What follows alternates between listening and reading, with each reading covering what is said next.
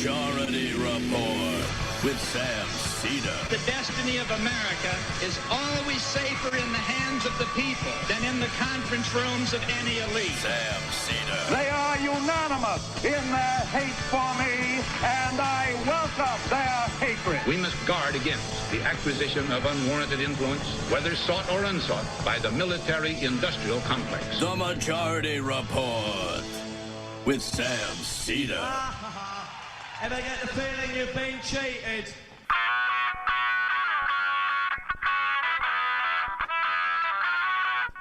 It is Thursday, July 15th, 2021. My name is Emma Vigeland, in for Sam Seder, and this is the 5-time award-winning Majority Report. We are broadcasting live steps from the industrially ravaged Gowanus Canal in the heartland of America, downtown Brooklyn, USA. On the program today, Jim Freeman, author of Rich Thanks to Racism: How the Ultra-Wealthy Profit from Racial Injustice. Meanwhile, Senate Majority Leader Chuck Schumer has set a deadline of next Wednesday for Democrats to move forward with the $3.5 trillion reconciliation package for infrastructure, as President Joe Manchin is, quote, very disturbed with the package's attempts to address climate change. Let's hope the deal stays mostly intact. While expanding Medicare's benefits to include dental, hearing, and vision is in the bill, rumblings that lowering the eligibility age was also seems to have been contradicted. So that might have been a play by progressive Democrats to force the issue. The Pentagon has admitted that several of the suspects in the assassination of Haiti's President Moïse have previously been trained by the U.S. military. And yes, that's just what they're telling us.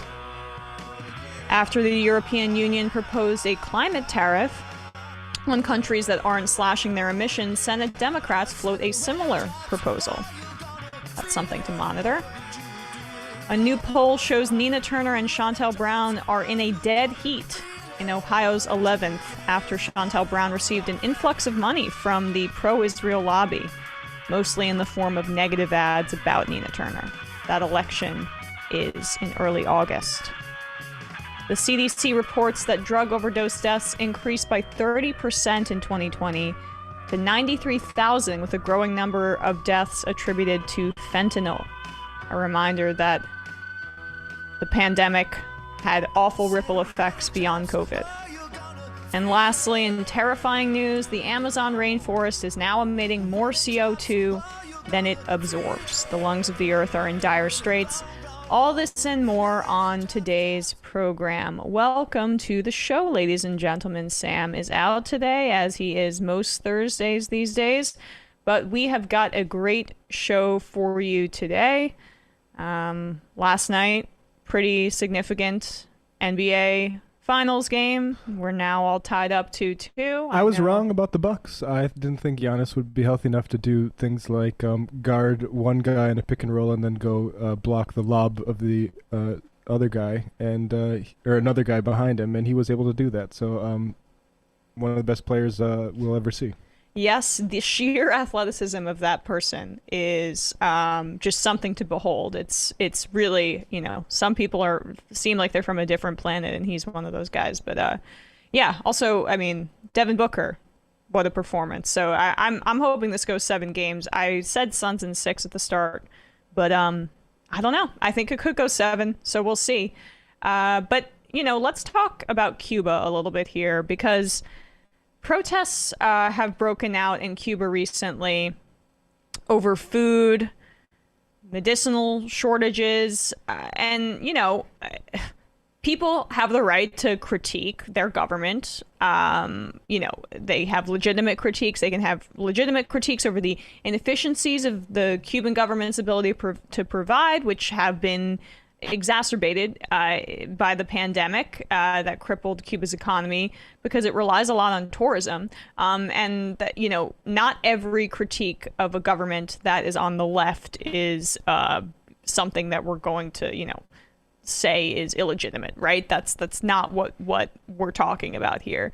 But in the United States, the conversation about the U.S.'s crippling sanctions that were reinstated by the Trump administration being a driving factor here is largely absent. It's not at least talked about enough at all. And these sanctions have become more and more obviously immoral and cruel, and that includes sanctions on Iran and other countries amidst this global pandemic, because sanctions hurt the citizenry. They are offset onto the people in that country, and they're starved and they're lacking in medical supplies in many instances. Luckily, the Cuban government has a significant history of providing for its citizens, so it's not as bad as, say, in Iran. But the Biden administration has not reversed Trump's reversal of Obama's policy of ending much of those crippling sanctions. Jen Psaki was asked about this yesterday. Let's take a listen to what she had to say. And you and others designating Cuba. Secondly, on Cuba, what is the status of the review of the Trump era policy? Sure. So I would say, Steve, that, and you and others who covered this certainly know that first, I will confirm, of course, we're still reviewing our Cuba policy with an eye toward its impact on the political and economic well-being of the Cuban people. The nature of the kinds of changes that were made by the previous administration, like redesignating Cuba as a state sponsor of terror, carry significant statutory restrictions.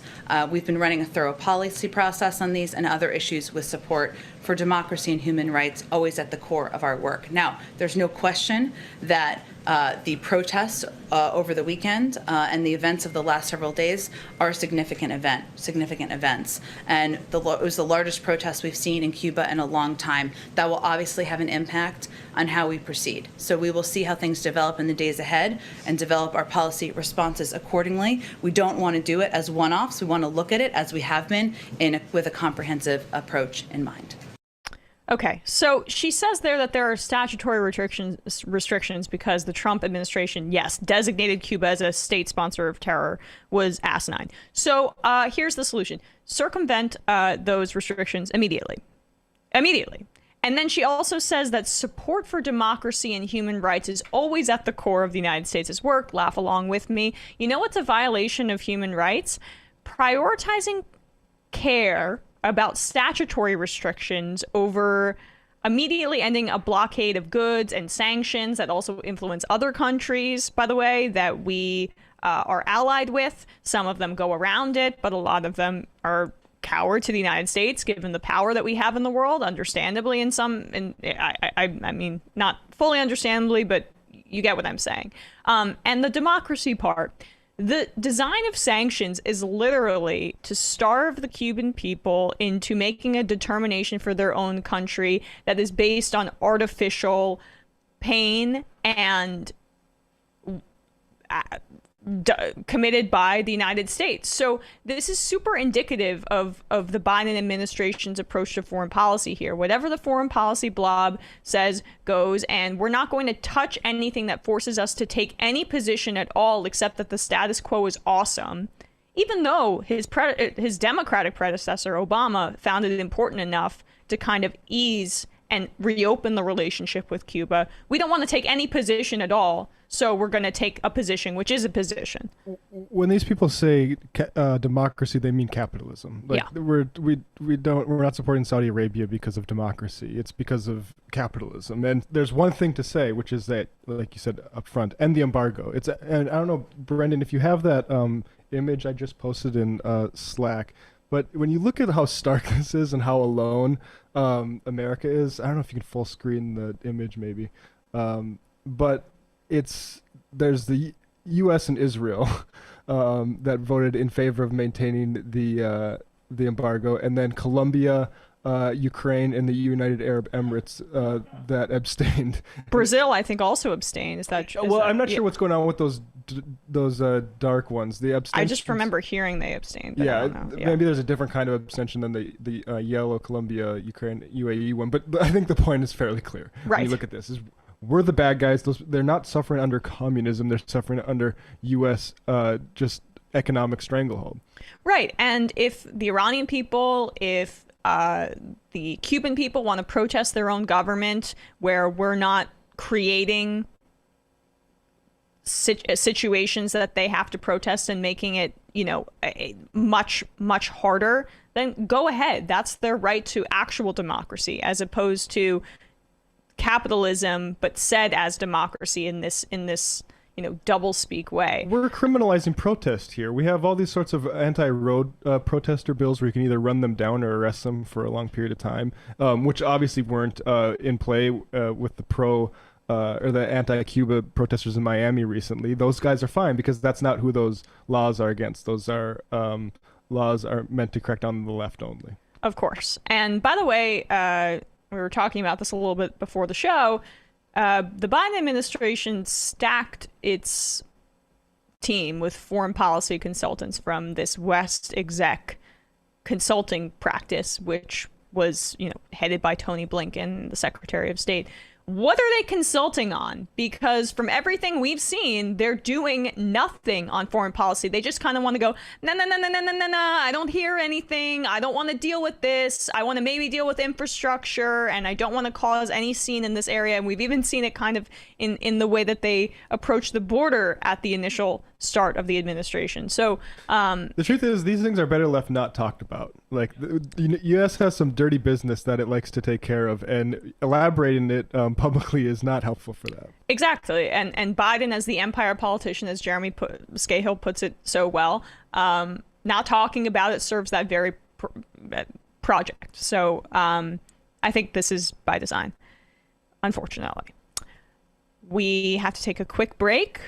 Sam is going to speak with you from the past, or maybe it's from the future. You'll have to decide. Sam, what's up, Doc?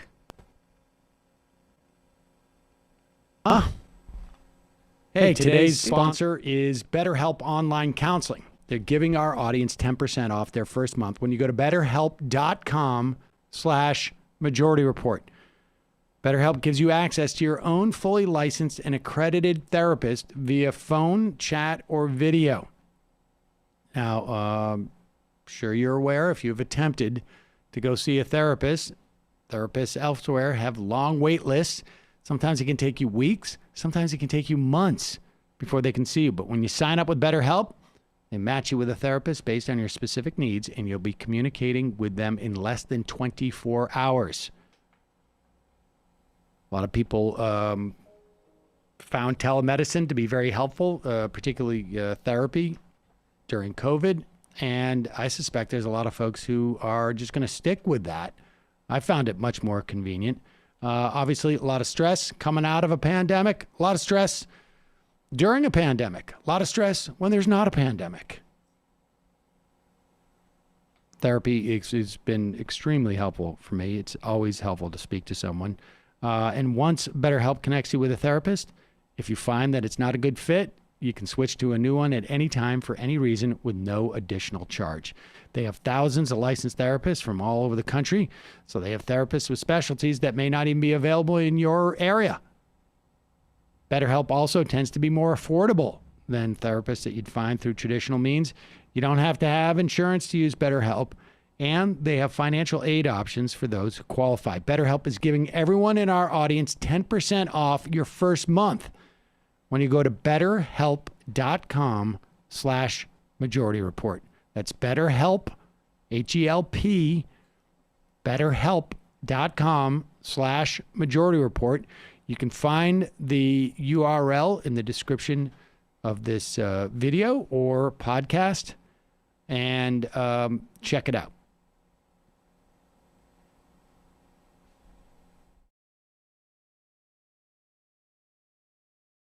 Program, Jim Freeman, civil rights attorney and author of Rich Thanks to Racism, How the Ultra Wealthy Profit from Racial Injustice. Thanks so much for joining us today, Jim. Thanks so much for having me. So I am excited to talk about your book. So you open talking about the George Floyd protests, I believe, at the beginning, and the corporate response to Black Lives Matter.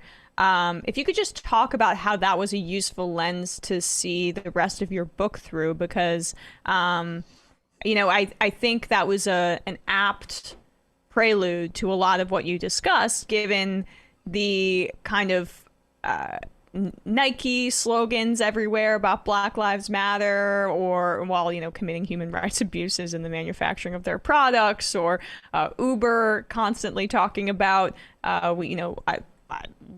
we stand with Black Lives Matter, etc. That kind of tension there, I think, is fascinating and instructive to a lot of what you wanted to discuss, or what you did discuss. Yeah, I agree. I think it is a really useful lens, and I think it really exemplifies a lot of the things that I was talking about in the book. And so if we think about it, with George Floyd, it was over a year ago now that he was murdered. And we heard over and over again that it was a quote unquote wake up call for the nation. But of course, what actually happened was we didn't actually wake up, right? Because if we had, we would have come together as a country around real solutions to these issues, or we would have at least started to. We would have started a process. We would have started a process for addressing the vastly oversized and violent criminal justice system that's being used within Black and brown communities as a sort of catch-all solution, a very ineffective, deeply harmful catch-all solution for an enormous variety of public health and safety issues. And, if we step back, these are the policies and systems that are at the very root of what killed George Floyd. These are the dynamics that make Black and brown individuals dying at the hands of the police a completely predictable result. But because we couldn't summon the collective urgency to address those issues, the same things are still happening now. So we need to talk about why that is, why we haven't addressed them. It's not because we don't know how. It's because there's a very well-funded opposition that stands in the way. So you have organizations like ALEC, the American Legislative Exchange Council, representing hundreds of the largest corporations in the US, including some of the ones you just mentioned, that have been working for decades to pass these various tough on crime policies.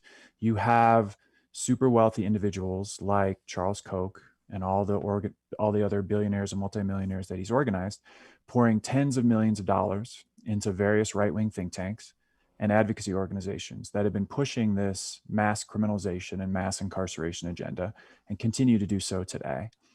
You have one of those think tanks, the Heritage Foundation, after the uprising against systemic racism last summer.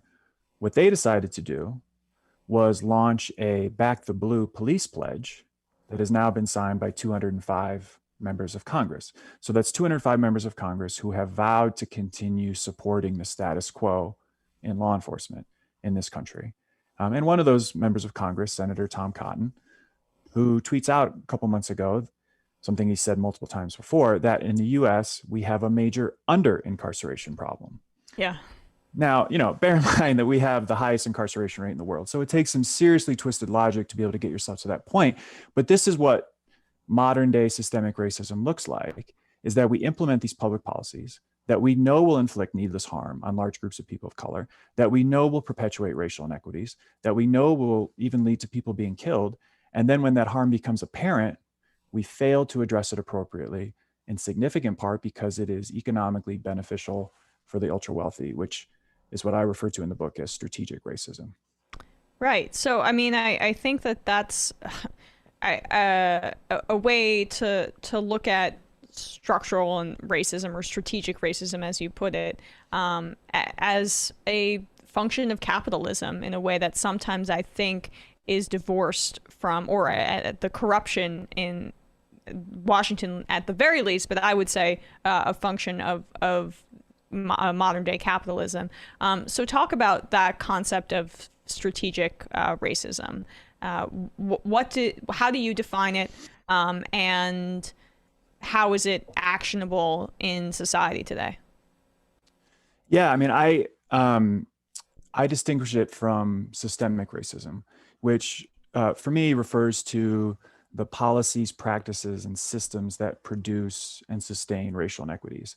And what I've come to learn over the years is that, this term is not always descriptive enough to capture what's really going on, because it's a somewhat abstract and impersonal term. It makes it seem like these are sort of natural or even inevitable occurrences, like no one's responsible. But what I've learned is that there are those who use their extraordinary wealth to defend or expand systemic racism in ways that result in greater economic or political power for themselves, that there's actually intentionality behind what they're doing. And that's what I call strategic racism.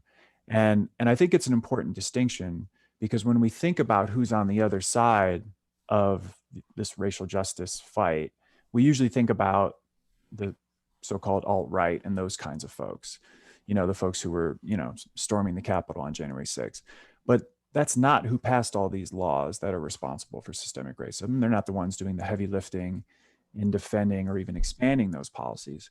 So I think we have to recognize, what I tried to do in the book is really illustrate this, is that the biggest reason why systemic racism persists is that for a lot of large corporations and Wall Street banks, it is enormously profitable. So we actually have racism profiteers in this country, ultra wealthy people who, like I say, are putting their resources to work in ways that defend or expand racial inequities and benefit themselves, oftentimes doing that in secret. So people who are profiting from real harm that they cause in Black and brown communities. And I've been working alongside those communities for 20 years now as a rights lawyer. And I've seen what this racism look like. And it's truly devastating for millions of families. And what it looks like in practice is that these corporate and Wall Street executives, they make huge investments in organizations, whether they be think tanks or advocacy organizations or media outlets, that have been instrumental in dramatically expanding the role and size of police departments within communities of color. They use their resources to target undocumented immigrants with a barrage of cruel and discriminatory policies. And in education, their investments, they've made huge investments in dismantling public school systems in favor of charter schools and school vouchers, which have inflicted massive harm within many communities of color. Those are just 3 examples. There are many more. But all of those, in effect, have been extraordinarily beneficial for them and deeply harmful for millions of others. Well, then I want to go through those 3 prongs kind of step by step, because that's a lot of what your book's structured around: education, mass incarceration / police state, and immigration. Let's talk first about education, because you talk about Chicago, and you take us to Chicago in 2013, where Rahm Emanuel was the mayor, who is rightly, I think, a boogeyman for a lot of us on the left in terms of just being a Democrat who aggressively pushed for neoliberal policies, which, as you write, have structurally racist effects, specifically his closure of schools in Chicago during his tenure as mayor. Using that example as a lens, just talk about that section of your book of profiteers, people making money off of the dismantlement of public education, specifically in Black and brown areas. Sure. Yeah. There've been, it doesn't get as much, certainly as much coverage as it deserves, but there's really been an epidemic of school closures in Black and brown communities in recent years, traditional public schools that have been closed down, almost always because the local school districts or local communities have brought in charter schools or have expanded voucher programs. And, we call this effort sort of the school privatization movement.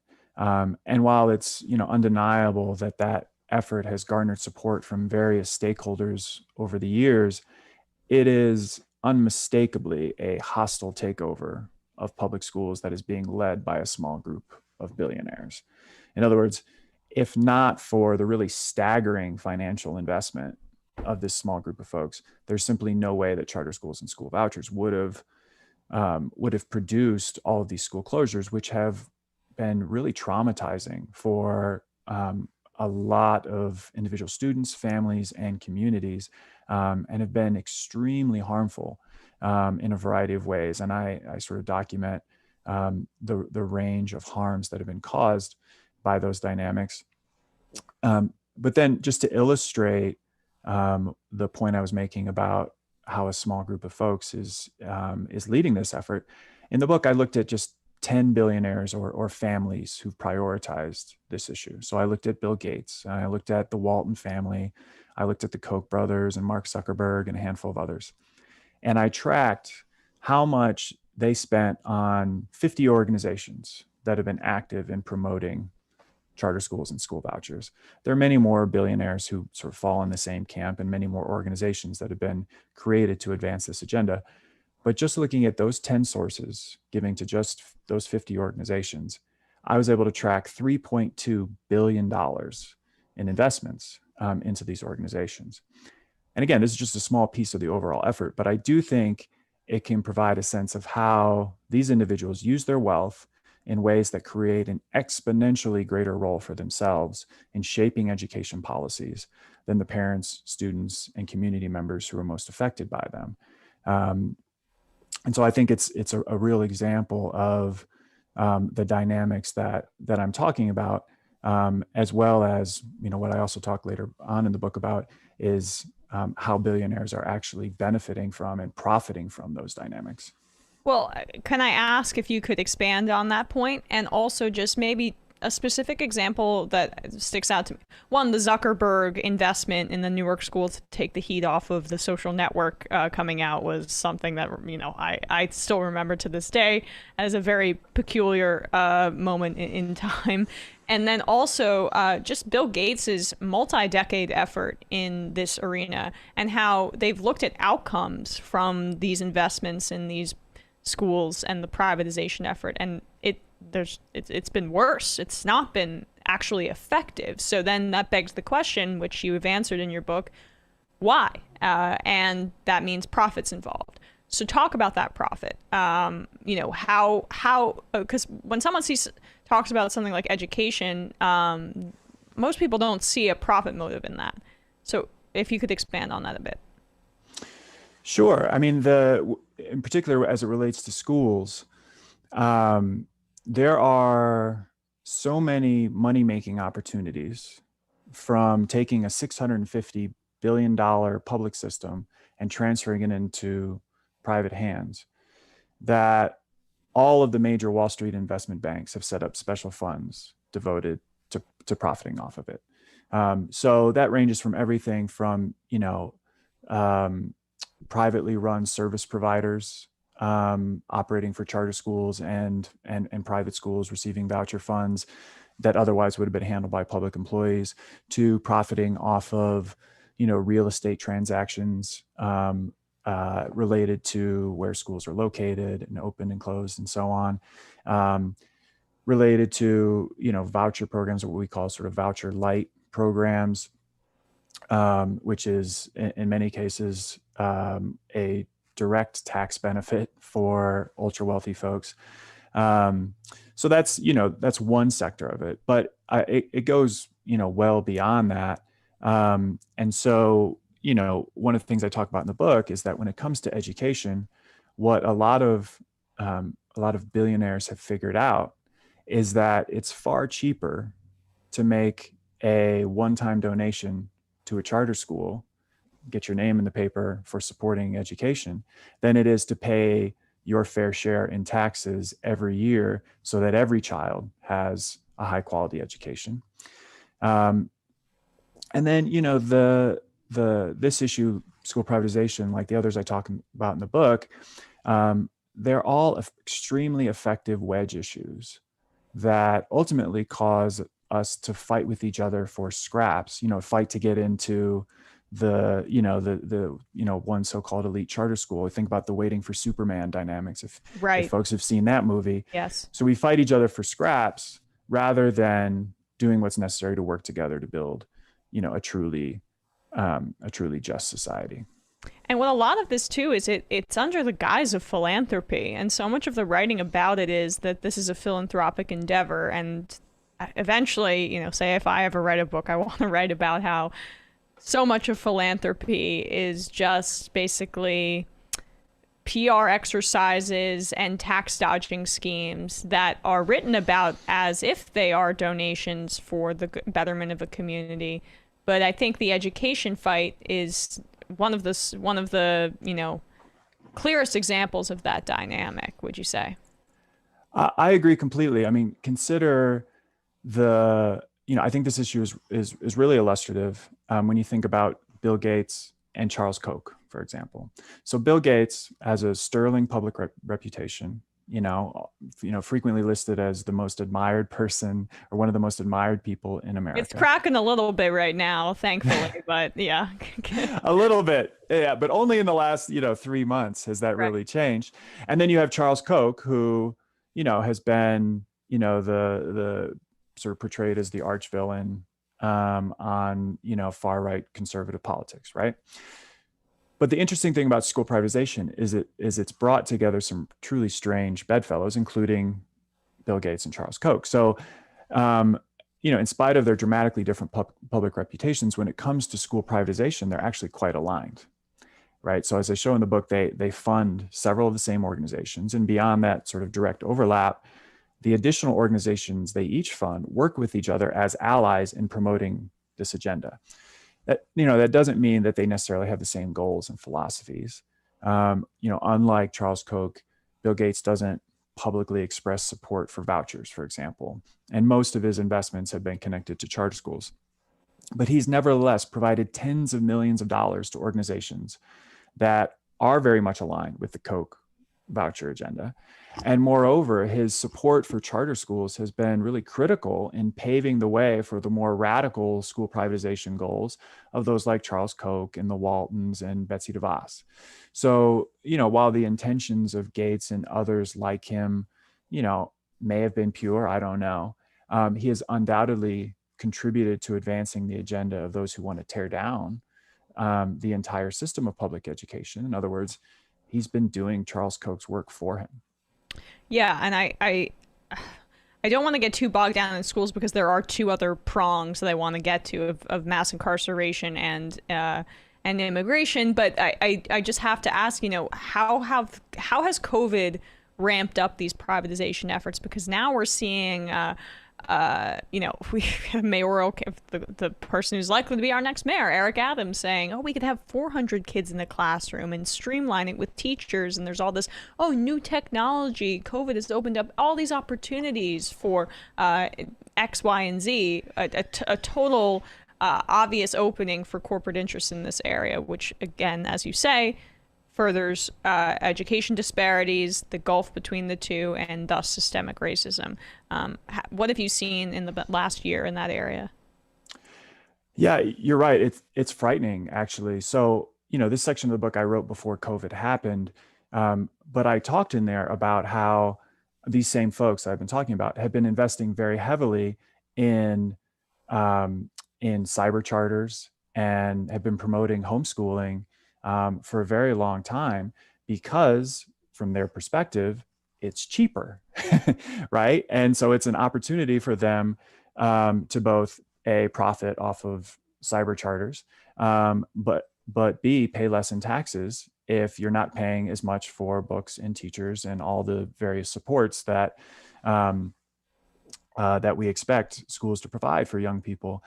And so I think it's truly frightening. And, I think people who are very optimistic about the possibility of expanding the types of education models that have been used over the last year out of necessity, I don't think they have small children who've been in those classrooms, because as a parent who has had to watch their child try and do kindergarten remotely or try and do third grade remotely, the idea of replicating that when not absolutely essential is terrifying in terms of long-term social and emotional health of young people. Like, the developmental ramifications of that are almost too vast to even get into. Right. Absolutely terrifying. So let's then move on to mass incarceration and the Wall Street funding of that project. I mean, it seems like major corporations, Wall Street banks, they profit off of some of them profit off of the very cheap labor from an incarcerated population, but there are other investments that enrich them as well. Yeah, absolutely. I mean, just at the most basic level, there are 15 US states that have fewer than 2 million people, that have fewer than 2 million residents. And our incarcerated population is over 2 million people. So in other words, we have more people in jail, in prison than we do in 15 US states. And what corporate America has realized is that it is big business to house, feed, transport, provide medical care to that many people. So what I do in the book is sort of document the multi-billion-dollar industries that have been created, what's often known as the prison industrial complex, around this system. Beyond that, though, there's beyond the 2 million people who are behind bars, we have nearly 5 million people on probation or parole in this country. And the same type of dynamics that we now call the treatment industrial complex has been created around the supervision of those folks. Plus, like you say, we have many large corporations that are using incarcerated individuals to provide extremely cheap, or in some cases even free labor. So we have folks behind bars, in this country who are manufacturing American flags, if you can get your mind around that. We, during the presidential campaign of Michael Bloomberg, he had incarcerated folks making campaign calls. We even have incarcerated folks in the South today, in the US, who are picking cotton. Folks can appreciate the historical resonance of that.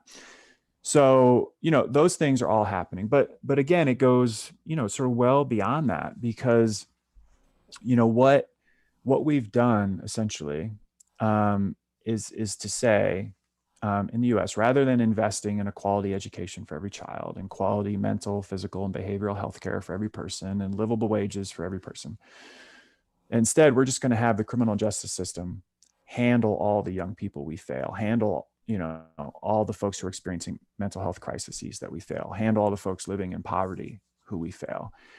And we've created a system based on the idea that it's cheaper to dehumanize people than to make sure their basic needs are met. And so when we underinvest in communities of color and other low-income and working class communities, that reduces what people, and especially the ultra wealthy, pay in taxes. But then, another dynamic I want to mention, though, is that, the criminal justice system is extremely effective at preventing people of different races and classes from recognizing and coming together around their common interests, right? Because it's extremely effective at controlling us and preventing real social change from happening. So, last summer when we were all protesting against systemic racism, it was the police, just as it has always been throughout modern US history, who prevented those protests from ever getting to the point where we were really challenging the power structure. And not only that, we all become more compliant and docile when the consequences of not doing so can be fatal. So the overall effect of that is that it helps those in power stay in power. Well said. And I'm just curious about this too, because we already were talking about the Kochs earlier on in the context of education. There, at least on its surface, seems to be some push by the Koch brothers to combat mass incarceration. I don't think they do anything from that side without self-interest involved. What is the self-interest there? Yeah, I mean, you're right. They made a big public show of their support for criminal justice reform. And there were a lot of stories placed about how they were working with the ACLU and other organizations to do these kinds of things. It was a really, a large rebranding effort. And it wasn't just them, there were other folks from the Republican Party and other folks from sort of corporate circles that were doing the same thing. But it's important to look at, both what they were prioritizing and what they were not focusing on. So, for example, none of their efforts, from what I can tell, have focused on addressing over-policing, on repairing the harm caused by mass criminalization and incarceration, or even necessarily reducing the size and scope of the criminal justice system. Instead, like you suggest, their work has been primarily directed at initiatives that they can profit from, such as reducing incarceration costs and using cheaper and often privatized methods to manage the flow of people coming into the criminal justice system. Plus, it's really important to point out that they're still actively investing in the organizations that continue to defend the mass criminalization and incarceration system and agenda. So as I mentioned, when we first started talking about the Heritage Foundation, for example, and the Back the Blue police pledge that they've been behind, Charles Koch continues to pour money into the Heritage Foundation, as do his primary allies in advancing that agenda. So I think we have to be very, very careful about giving them too much credit for any steps that they've taken in this direction, particularly, when considering how much harm their, 20 or 30 years of investments in the other side has caused, without any sort of real acknowledgement, much less reparations. Right. I doubt from this program we'll be giving the Koch brothers, or Charles Koch at least at this point, a lot of credit. The immigration section, I think a lot of the same dynamics we're seeing in mass incarceration are applicable there. Just talk about some of the moneyed interests that are fueling the immigration crisis as well. Yeah, it's a lot of the same dynamics. Rephrase, I'm sorry, crisis, but in terms of just the mass incarceration of immigrants trying to come to this country and the militarization of the border. Right. Yeah. I mean, it's as you say, it's a lot of the same dynamics. So in the book, I talk about how we've created essentially a criminalization trap within the criminal justice system, and the immigration system. We've taken the same approach, the same philosophies, the same practices, and applied them to the border and to immigration enforcement systems and how ICE operates in cities around the U.S. and immigrant communities around the U.S. And the dynamics are very similar. In fact, on the we talk about the prison industrial complex, within the immigration system, immigrant detention facilities are even more heavily privatized than U.S. prisons are. Plus, as I talk about in the book, a lot of large companies, especially large tech companies, have very substantial contracts with ICE. And then, we talk about the efforts of ultra wealthy people to reduce their tax obligations through strategic racism. Again, I think that's especially true as it relates to undocumented immigrants who, obviously usually aren't entitled to public benefits. So, from a certain morally bankrupt perspective, these types of policies are especially advantageous economically for people who are concerned about maximizing their wealth, which has been, arguably the most dominant force within contemporary American politics. And then, the other dynamics I talk about in the book are how strategic racism preserves the existing racial hierarchy, and how when we implement these types of policies, it makes upward mobility at the aggregate level virtually impossible. But then, another benefit of these types of policies is that it helps the preferred political candidates of the ultra wealthy, the folks who favor their other priorities, win elections. And immigration is a great example of that. which, as Donald Trump showed, it continues to be a big political winner. And that rhetoric and the policies that often come behind that have allowed the Republican Party, in significant part, to advance other policies that have been deeply, deeply harmful, such as tax cuts to communities of color, but also, low-income, working class, middle class communities of all races. And I also think another element to this too is the military-industrial complex has a lot of shades of what we see with the private gains to be had with immigration. Like that, it furthers systemic racism from an international perspective in ways that I think are very in line with a lot of what you talk about here.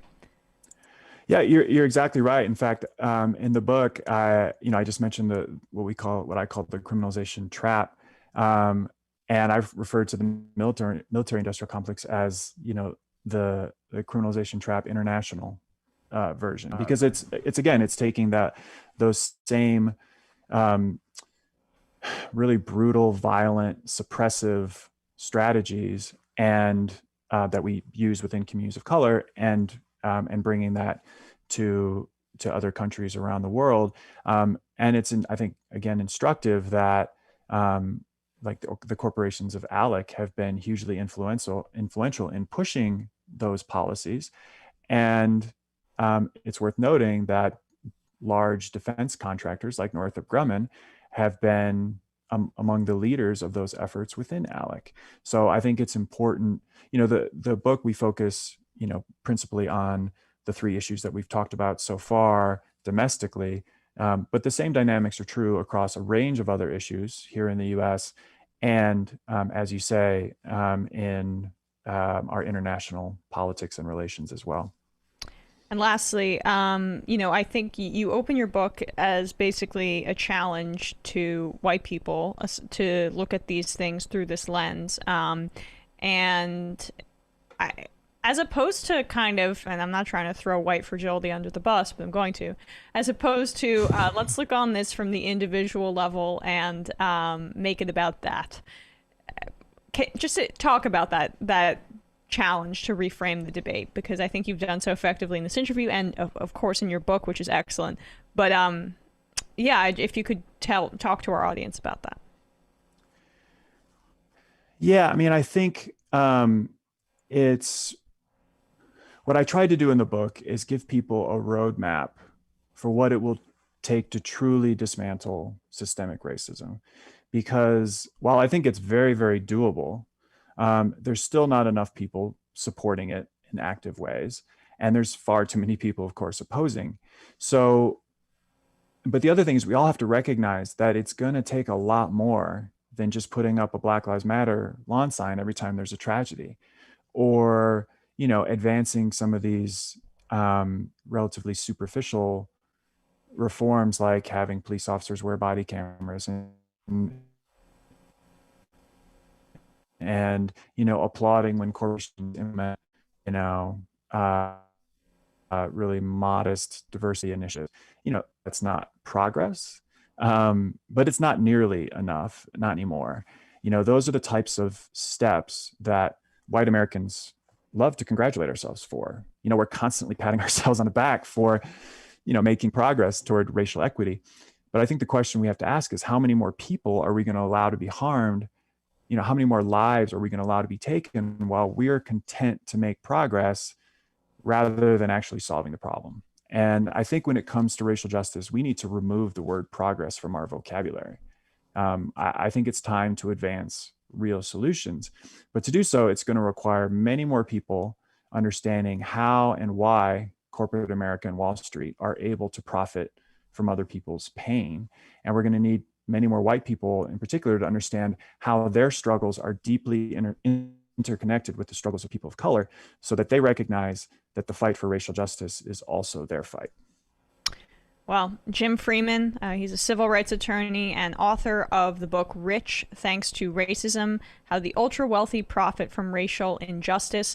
We will link to your book in everywhere you're listening to this, people. And thank you so much, Jim, for taking the time to speak with us today.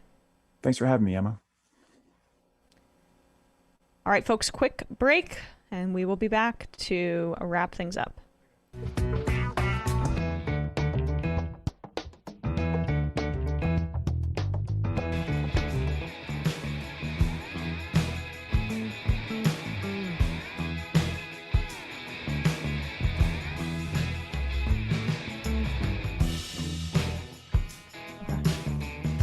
Come back in. We are back. I thought that was really great. I really thought he had a lot of interesting things to say, and I like the concept of strategic racism. That's, I don't know, fascinating to me. But let's get back into Cuba, because this is obviously an important news story, and there are insane people weighing in on it. The mayor of Miami, who's a Republican, made a stunning suggestion the other day. He kind of wants to do a reboot of the Bay of Pigs, maybe a remix, you know, some sort of updated version. Where the Bay of Pigs was the animated version, and now we're moving into the live action Bay of Pigs situation. If only it were that flippant and, you know, comical. Listen to what he suggested on Fox News the other day. A repressive government and a cruel U.S. embargo, they deserve policies that empower them and help them improve their lives. Do you think that President Biden, looking at this situation, will lift that embargo, and do you think that's what he should do? No, I don't think the embargo is cruel at all. And I think that the Cuban people are not asking for a lifting of the embargo. They're going out in the streets every single day talking about the failure of the communist regime to provide for its people. And I don't understand why that's so difficult for people to understand. It has failed for 6 decades. And what should be being contemplated right now is a coalition, a potential military action in Cuba, similar to what has happened in both administrations, in both Republican and Democrat administrations. In Republican with Bush in Panama, they deposed Noriega, and that country had peaceful democracy for decades. And you had interventions by Democratic presidents, taking out Osama bin Laden in Pakistan. It's a sovereign country where they took out a terrorist that probably saved thousands, if not hundreds of thousands of lives, and President Clinton in Kosovo intervening in a humanitarian issue with airstrikes. So there have been many opportunities in the history. Are you suggesting airstrikes in Cuba? What I'm suggesting is that option is one that has to be explored and cannot be just simply discarded as an option that is not on the table. And there's a variety of ways the military can do it, but that's something that needs to be discussed and needs to be looked at as a potential option, in addition to a variety of other options that can be discussed. Yeah, it's interesting. Actually, it's psychotic, but it's also interesting because he lists invasions that he claims were successes. There was an invasion, or an attempted one, in Cuba that I mentioned at the outset, called the Bay of Pigs. It wasn't that much of a success. Let alone, I'm sure he would say, oh, we're not gonna, we wouldn't target civilians, we'd just target the governmental leaders and the infrastructure in Cuba, which has never led to civilian casualties in any moment in history when the United States tried to do this. I mean, what a psychotic thing to say. And we know his constituency, he's trying to appeal to Cuban immigrants who live in Miami, who left Cuba because they did not, or fled Cuba because of the Castro regime. So being anti-communist or anti-Cuban government is basically their number one voting issue in many instances, or at least that's the perception by politicians still to this day. So he has to, in his mind, make that kind of statement. But it's just absolutely psychotic that this is the kind of, that this is acceptable to say on television. I don't even know what to say about this further. Can't hear you. This he's elaborating something that, wouldn't have been out of character to elaborate. Although, I mean, back in the Cuban Missile Crisis, like, we talk about, like, it's just this bizarre world we're in now, where we no longer have the Cold War stuff where we have to worry about, if we drone strike Cuba, we're going to start a nuclear annihilation, which I guess is good. But now you see a whole bunch of people being like, oh, now that that's off the table, we can just invade Cuba now. Right. And what for, too? It's just, these are the first major protests that have been publicized or that we know about in over 2 decades. So as soon as that happens, which are the result of, and there are a variety of different motivations for the protesters, and some of them may be anti-Cuban government, and they definitely are. I understand that. But a lot of them, and this is just the reality of the situation, are protesting due to the economic conditions caused by the United States government. So this is like the psychosis and the complete sociopathy of the way that we operate internationally, right? We're going to cause severe economic harm and pain. And then when people speak out about that economic pain because we're trying to get them to turn on their government, we just should finish the job and take out their government for them and essentially orchestrate a coup and murder some people in the process. And that's for the Cuban people's good. That's because we care about you. It sounds like what an abusive husband says. I hit you because I care about you so much. I mean, the idea that protests should translate into immediate regime change would be an interesting lesson for America in 2020 to learn. like I didn't see any cop cars or like cop cars blowing through protests. I saw that one at the one protest that I went to in Black Lives Matter last summer. It was way bigger than these protests we're seeing for Cuban independence or capitalism or whatever. Like I think counter protests. Any criticism of authoritarianism in Cuba should come from anti-authoritarians in countries that are situated like Cuba under the thumb of Western empires, in my opinion.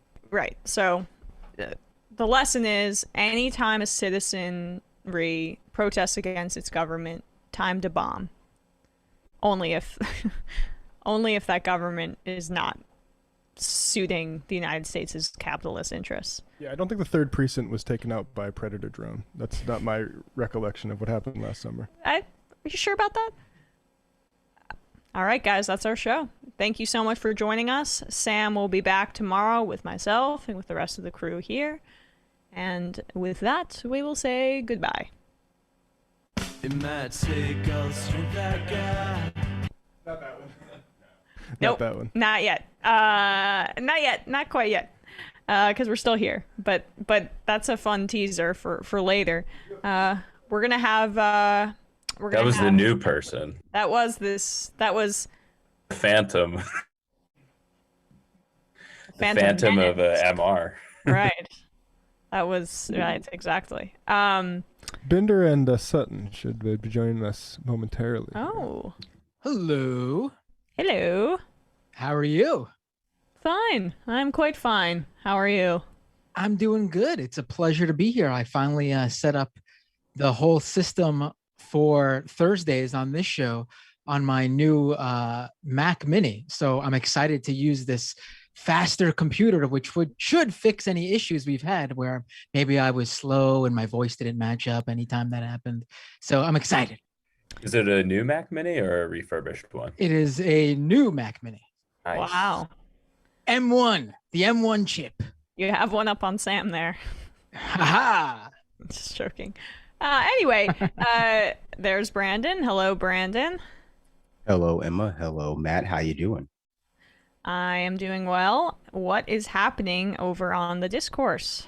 Well, actually, we just posted a new episode to our Patreon for all of our lovely patrons out there called the Knockout Game 2, in which we talk about the move to refund the police, the sentencing of Derek Chauvin, and the ways in which capitalism leads to infrastructure collapses or just large scale disaster that we don't consider to be worthwhile. That fits nicely into to our interview today. I'll check that out. Matt, what's happening over on Doomed? I was about to say Left Reckoning because that's the other Matt. Keep going. Yeah, don't mess us up, please. Don't mix us up. So tonight on Doomed with Matt Binder is at youtube.com/Matt Binder, 9 p.m. Eastern time. I'm having Zachary Patrizzo of Salon on the show, and we are going to discuss his experience this past weekend at CPAC. CPAC was this past weekend, and there's some interesting things to come from out of there. So it should be a great show to find out more about what went on from someone who was there. And also we'll be talking about that sort of new at this point, still new, I guess, pro-Trump social network. I know there's so many of them now. Getter from Jason Miller, former Trump. Getter. It's just like, and the E is missing. What, like, dude, why? I mean, I don't even get it. Yeah, it's yeah. You I thought they were using Getter, Rumble. right? Oh, Rumble is their YouTube replacement. Oh, okay. Because I don't know why they like get rid of the E in all of the names of their sites as though like it's a dating site. It's very weird.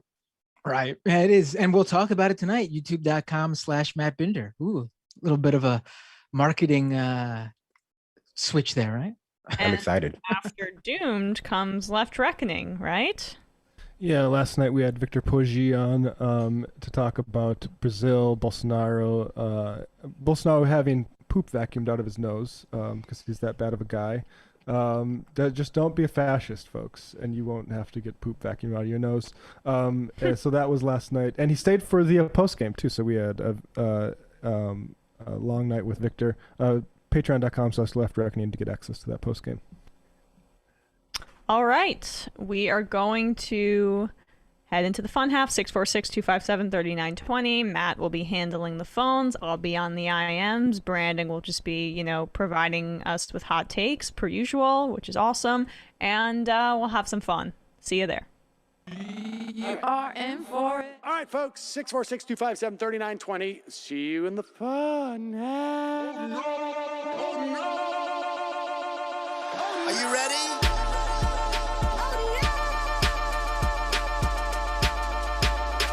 Who sent us this?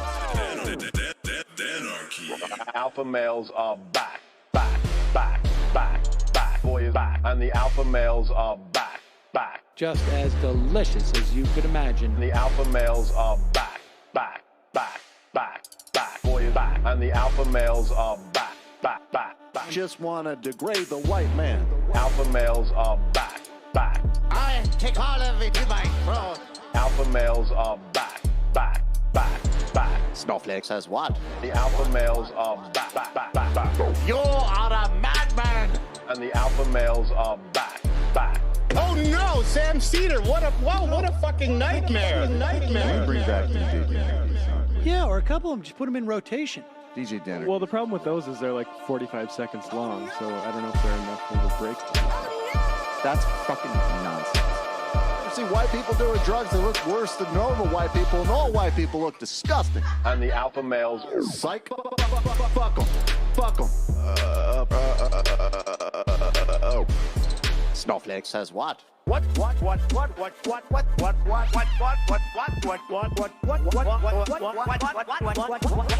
Snowflake says what?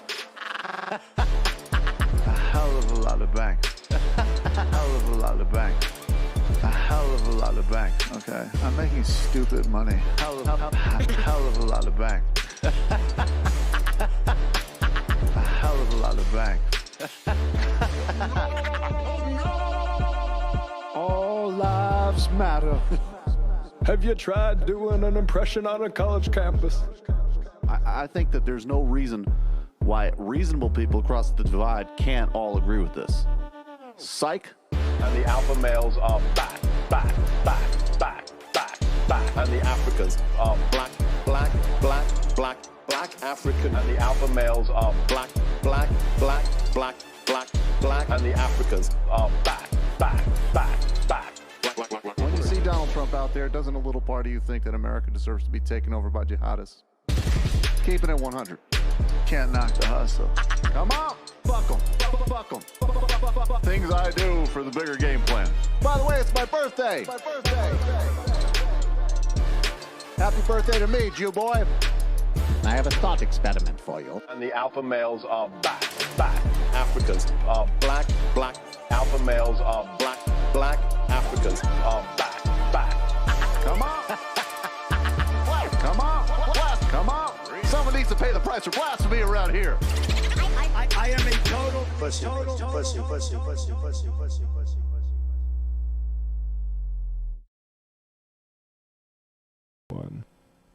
We are back. Hello. It's the fun half. I'm excited. You're excited to have some fun? I'm excited to have some fun, Emma. Aren't you, Brandon? He's eating. That's my friend. All right, I'm going to read some IMs just because I saw some about our interview earlier that I thought were interesting. Worm Dude says home detention and monitoring systems have been pushed by lobbies that used to do private prison systems. It's the subscription gig economy version of prison. No overhead, and the city has to pay every month for more monitoring service. What a great point. That really is really interesting. Meg MCA said it would be really nice if those celebs who were screaming at us to vote in November would stand up against voter suppression bills right now. I think there are some, but not enough, as you say. But you know, celebrities, it's not campaign season. You can't tap on the celebrities. We can't do vote campaigns. Between the 101 and the 5 says, do you think that the Cuba thing has to do with distracting away from the vaccine they developed that they'd likely share with the whole world? I don't think so, no. Yeah, no. Aaron is not cool says the reboot will be called Bay of Pigs. It's pretty funny. Like B-A-E. I should have said that. Right. Bay of Pigs. All right, let's. Bay Pigs is a good thing that happened. Well, I mean yes. the ultimate, like that JFK didn't get around to sending air support. Yeah, I mean it's good that like we were the villains in that movie. Yes. Yeah. All right, let's. You want to go to the phones just to make sure this works on my new system? Yeah, let's take a call. 847. What's your name? Where are you calling from? Hi, do you hear me? I hear you. Does everybody else hear you? Yes. Nice. Perfect. Okay, yeah. This is Phil from the Chicago suburbs. I have a question. Do y'all know about this thing called the geographic contracting model? No. No. Okay, it has to do with Medicare. I guess it's been going on it's been being planned since last year. It starts at the beginning of next year. And I noticed that there's a Naked Capitalism article. Democrats prepare to privatize Medicare. You know, that's kind of their inflammatory style, but I like. So it seems like in 10 cities, they're going to push Medicare, people on Medicare onto something that's similar to Medicare Advantage without some of the disadvantages. But number of health journalists seem to think, this is part of like a push towards greater privatization or greater pressure around the edges. And I just kind of wanted to flag that issue or, see what you think. I don't know. I've not really. It's kind of scary. Yeah. I don't know much about it. That's the thing. So I can't really, but it does sound, yes. Yeah. So I just direct people to this Naked Capitalism, it's greed. Democrats prepare to privatize Medicare. Right. I'll have to look more into this. Thank you for can you message it to me on like Twitter or DM me or something? Yeah. Cool. Perfect. I'll have to look more into it. Thanks. Thank you. All right. Let's go to one more call. That one was fast. And then we'll get to some sound and stories. 304. What's your name? Where are you calling from? Hey, this is Ren again from West Virginia. Hey, how you doing? What would you like to talk about today? I wanted to just talk about some of the situation with Cuba and also talking about how we get the Voting Rights Act and other stuff like that to happen. Sure.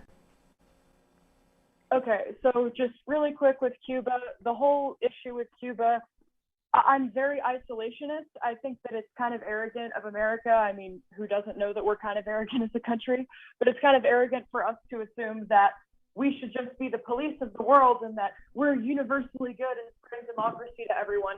And it's like really what we end up spreading to everyone is just war and destroying all their infrastructure and then, you know, like polluting their environment when they have to rebuild with the products of war.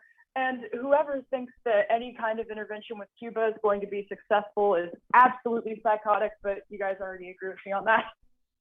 Yes. Yeah, I mean, the thing is, we need to stop intervening with Cuba. We need to stop. Yes, exactly. Stop. Exactly. Yeah, like, hey boats guys, from going. Iraq worked so well for us. Go ahead. I also wanted to talk about like filibuster reform and stuff like that when it comes to getting Medicare for all and the Voting Rights Act. Sure. I don't think that getting rid of the filibuster is in our personal best interest, but I think that a standing talking filibuster, like if Joe Manchin and Kirsten Sinema say that they're in favor of a standing talking filibuster, I don't understand why we don't already have one. Well, because it would be. Sorry. We should, but Manchin reneged on that. He initially said that, and then he took out that saying he's against everything. Too much Koch Brothers money? Probably. I mean, he doesn't. Yeah. He probably went back to his Chamber of Commerce buddies, and they were like, no. So. Yeah, it's like for about 5 minutes, I was really happy with Manchin because he was putting West Virginia on the map and people were paying attention. But then he just was a bull in a china shop, destroying pretty much every Democratic program that we were trying to get through. Yeah. I don't know. I really think that, you know, we need to have the option to filibuster. I mean, even if we have the option to filibuster a bad Republican bill that could go through and, you know, do it for 50 days or something, I don't think that there's enough energy with the Democrats to actually do that. But I think that, you know, it would at least provide some safeguard against, you know, trifecta for the Republicans, maybe, I don't know, 4, 6, 8 years from now. Yeah, the thing though is that the Republicans can do whatever really matters to them and what they want to do. Oh yeah. Through reconciliation. So the filibuster is really, say, you know, 20% of horrible Republican legislation is able to pass the filibuster. Stuff that maybe addresses social issues. The real harm that they're doing, for the most part, which isn't just like a "we hate critical race theory" bill, is what they can already do through reconciliation. So I understand your concern, but I think the downside of maintaining the filibuster has a lot graver implications than keeping it. But I guess you're saying you want to just keep some version of it. Yes, I want to keep the option of us to, you know, filibuster some horrible, you know, social policy in the future. But, you know, I'm fine with the John Lewis Voting Rights Act taking, you know, 60 days of filibustering to get through, because great, that makes them all look like horrible racists, and they have to actually go up there and talk about horrible racist bullshit, you know, for 2 days. I do like that element of the standing. I mean, apparently what we should do is have the standing filibuster, which allows for that, and then also get rid of that law that says you can't use footage from the Senate or House floor in political ads. Yeah. No, that'd be great. Appreciate the call. Thanks so much. Thanks. Bye-bye. Bye. All right. I want to talk about this Newsmax clip, if that's okay with you guys. Let's do it. So, wait, let me make sure I have up the right one. So this Newsmax podcast host went on this really bizarre rant about Europe and how the rest of the world should essentially be apologizing to the United States and bowing to the United States because of the cultural additions that we've provided to the world. It takes a bit of a turn. Let's take a listen. Well, here's the deal. As long as Secretary Blinken is willing to do that, then let's go ahead and just ask for an apology from the entire world for saving your butts twice from Nazi Germany. I think it'd be kind of good. I think it'd be kind of good. Like, I don't know, we got like bodies buried over in France because we rescued France and England and Germany. He's no Rush Limbaugh. From the he's trying his scourge of hardest, but he's not. Nazism. I think you kind of owe us. I think you kind of owe us. You know, and we also like invented rock and roll and blues and baseball. We took cricket and we made it into baseball. We took rugby and made it into football. It really kicks butt. Honestly, you owe the world an apology to us, because America kicks butt. Seriously. Okay, cool. America kicks butt. I appreciate your analysis. Brandon, you're 100% right that he's trying to be Rush Limbaugh and failing. And two, the Soviet Union is mostly responsible for defeating the Nazis in World War II, dude. So I guess all of us should be drinking vodka and playing hockey, and it's way better, and they are the ones who should be, you know, influencing international culture and bow down to us. Let us all become Soviets. I'm sure that if just based on military might, we're supposed to be following the other culture, then I guess here we go. All right. We're a part of the Soviet Union now. We're restarting that whole project, and we're going to be the first union member. I mean, honestly, I like how he acknowledged at least that baseball wasn't invented in the United States. It was like, you know, adapted from British version in the United States later by like Canadians or something. Really, he should have said basketball. Basketball is like the only ball sport that was invented entirely in the United States of America. But, you know, again, that's just his ignorance, you know, sneaking out. I honestly was so distracted by the very beginning when he pronounced it Blinken.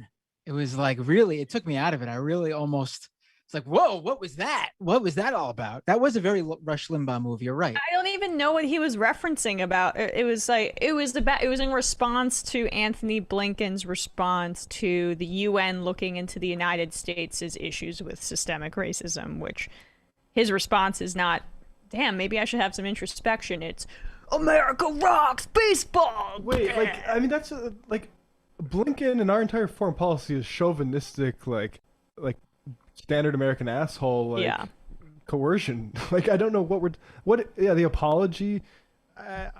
It's for that. Okay.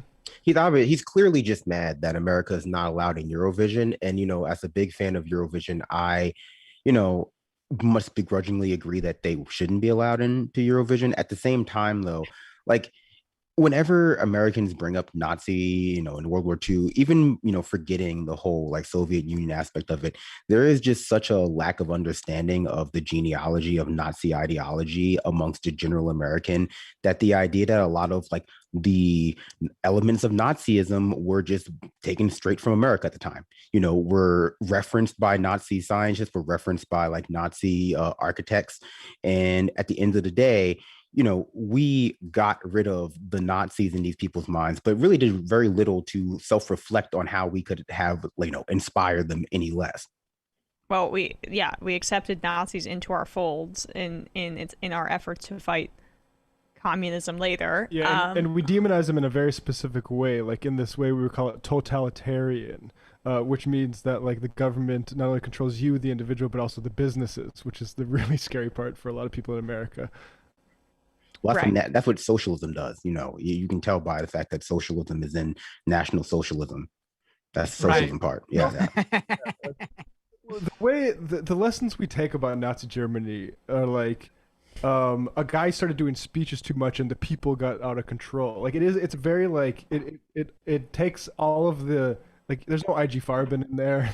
There's no like major like the corporate collaboration with the Nazi leaders. It's like the crowds, that madness of crowds, basically. Yeah, and like the guy had a mustache, and what are we gonna do about it? As if this Newsmax host would not be, if transported with his current ideology into 1930s, 1940s Germany, be fully on board with that project. Like, the lessons learned from the genocide of millions of people, of Jews and other minority groups in Europe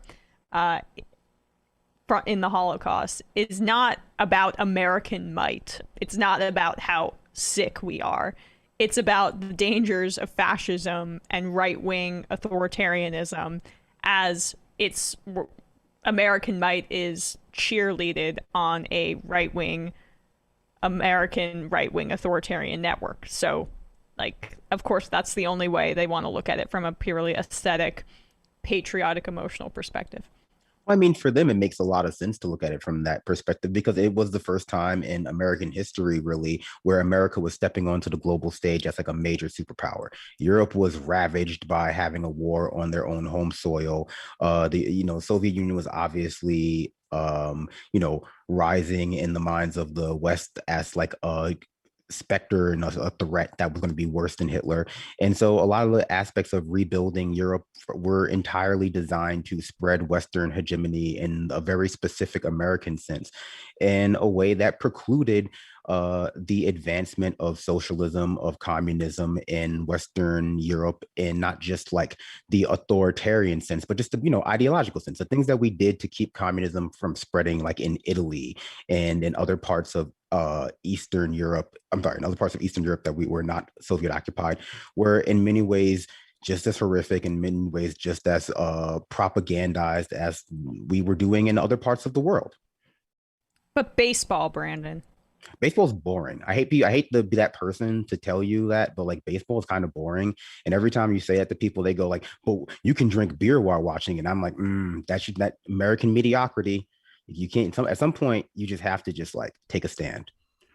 In the IMs, Brandon, hate to burst your bubble, but there were a bunch of people who are IMing in to say, while you were correct that basketball was invented here in the U.S., a Canadian is the guy who actually lacrosse. We invented invented lacrosse, and that's for mediocre white athletes. So there we go. We didn't even do anything good. I feel like lacrosse is also adapted from like a game played by Native peoples as well.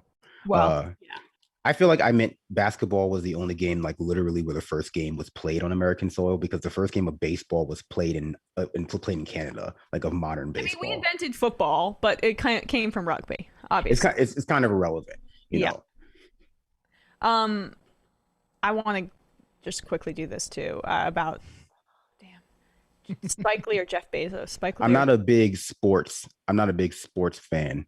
Yeah, join the club. Yeah. Anyone have any preference, Spike Lee or Jeff Bezos? Should combine them. It's about Spike Jones. Okay. Well, shoot, I can't hear what anyone's saying. Spike. All right, great. Thank you. I'm excited for this one. Let's do it. This story pains me a bit. I love that Spike Lee is the Knicks fan that he is. I love his dedication. I love his outfits. And, I love a lot of his movies, right? Not recently that much, but historically, he was a interesting and thoughtful and provocative filmmaker who brought different kinds of stories to different audiences. And now apparently he is just a Bitcoin bro. And he's using these incredibly manipulative arguments from cachet that he built up from decades ago, based on what I just talked about, in order to get people to put their hard-earned money into buying pretend money. Let's take a listen. Our currency is not current. Old money, as rich as it looks, is flat out broke. Don't believe me? I got the receipts. We call it green, but it's only white. Where's the women, the black folks, and the people of color? Native Americans got a nickel. A nickel! People don't even stop and pick up a nickel off the sidewalk. 7 million Americans have no bank account. 20 million are underbanked. Old money's not gonna pick us up. It pushes us down, exploits, systematically oppresses us. Pause it. I'm sorry. Like, the cynicism of using the fact that women and black people and native people have been excluded from the earnings and from wealth potential in this country in order to sell a scam is despicable. Well, and obscure real policy choices like postal banking that could just easily address things like unbanked people. Also, the idea that that cryptocurrency is new money that changes all this. Name me every single person you can who you think of when you think of cryptocurrency. Elon Musk, the Winklevoss twins, Satoshi, who we don't really know who that is, but it's definitely a dude based on the name. We're talking about men, majority of them white. I mean, are you kidding me? Wait, show me this, and we'll get to it in a second. Show me the black trans women, because they come up in this video. Show me the black trans women who've made who've changed, whose lives have been changed by cryptocurrency. Please show me them. Let's. You want to continue this clip? Yeah, let's go. Keep going. I just. Ooh. But new money is positive, inclusive, fluid, strong, culturally rich, where status is anything but status quo. Do your own research.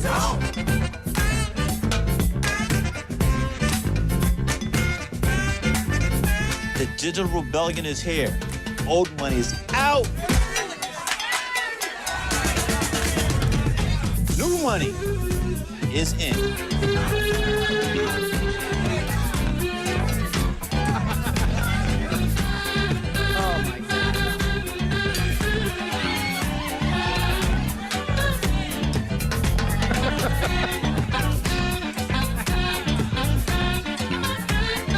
All right, so this is a commercial great. for a company named CoinCloud, but I love the use of, when they're doing the new money thing, I love the use of the Harriet Tubman $20 bill, because that's what their example of new money is, but that's the fucking old money that they're talking about. There is no Harriet Tubman cryptocurrency. Like, are you kidding me? Because they don't have a visual way to show their fake, non-existent digital money, because it's all just bullshit. That's what sold it for me too. I like when the Harriet Tubman 20 came up. That's like, what sent my sides into space, because ultimately, he's dressed kind of like a carnival barker. It's just a lot of flashing images. I just wanted him to drop like, are you tired of being robbed like in my, by banks, like in my, hit 2007 movie, The Inside Man, starring Denzel Washington, then invest in, CoinCloud or Bitcoin or whatever's going on. And, it's very cynical to draw on the historical sort of exploitation of Black and brown and just generally poor communities by traditional banking institutions to sort of pivot them into what is essentially an even less regulated stock market. But, it has all of the veneer of that kind of get rich quick scheme infomercial for a new era. And I remember when people were getting on Spike Jonze for like promoting Absolute Brooklyn, that vodka brand that he had. Like, what do you mean? And like then he pivoted right into like his like Respect the Police campaign, and that to me is like this is like the ultimate conclusion of that sort of Black capitalism trajectory. It's just like he's been rich for too long too. And speaking was that Kendrick Sampson in that video there? Yeah. At the end, they have a whole credits and he's on the list. Yes. That's a huge bummer. He's like a great activist and actor, but anyway. Well, because people are falling for this shit. People are falling for this cryptocurrency being the like. If you were someone who's like anti-establishment and against the whatever the government, whatever goes around, a workaround to the government. Oh, screw the big banks. And yeah, of course, the big bank sucks. Financial system sucks, and people are looking for an alternative. But the first thing that comes along, cryptocurrency, that presents itself as that, isn't that. It's not an alternative. It's the same shit. In fact, in my estimation, it's even worse in some regards. And in that video, Spike says, "Do your own research," which is a common refrain from the Yaron Brook. especially the Bitcoin people, but you also hear from the QAnon folks and libertarian people. It's like conspiracy theorist garbage. Yeah, right. It's because there's a whole super like a cottage industry. Yeah, it's super cold because you know why? It's the automatic, and I get this on Twitter all the time from right wingers and crypto people who don't come out as right wing straight up. Do your own research. It's their way of saying I have no way of actually coming back to any of your critiques. So what I'm going to do is just pretend that you are just off base flat out. There's no way to respond to you because it's just wrong to begin with. Just because they don't know. They can't even come to terms with the fact that people have actually looked into this stuff. And I did my research on this company, by the way, at Spike's request. And this company, what are they called again? CoinCloud? Yeah. Yeah, the ATM company. So I looked online to see some reviews of them, and they are basically just a crypto ATM company. All this idea of, Spike brings up that there's millions of people in this country who don't have bank accounts. Yeah, that's definitely a problem. That's absolutely true. How does a cryptocurrency ATM service fix that? Here are some of the reviews I found online of CoinCloud. I just made a transaction with CoinCloud ATM. They took 11.5%, but I was desperate and I had no other way to get Bitcoin quickly. The transaction is still in progress and pending in my wallet. The support closed at 4 p.m. Pacific. Does anyone know how long it will take to go through? Beware of CoinCloud ATMs for Bitcoin. I wanted to try out a Bitcoin ATM and since had some spare money lying around, I decided why not? Here we go. Ready for this? I purchased around $44 of Bitcoin at a CoinCloud ATM. I wound up getting around $13, a $31 fee. Like, this is all just scams for people to get fee. Like, the people who are running these companies. Self-empowerment. I mean, that's what's so cynical about it too. It's just some sort of new payday loan scheme that has just, has the veneer of being novel because it has like the, veneer of technology of digital age. And I'm surprised it doesn't involve NFTs at some point. It's so funny that this is like the marker of like they're using like some sort of progressive like woke ideology behind this because obviously the most nefarious things in the world are paid for through fucking cryptocurrency. Like the most evil things you can imagine are paid for in untraceable money. Yeah, it's a tax like haven for illegal activity and for rich people who don't want their money being watched. And just to go back to that, like, do your own research thing, what that's banking on is the fact that you have this entire culture industry, which is basically, you know how during any gold rush, the people who are really making the money are the people selling the shovels.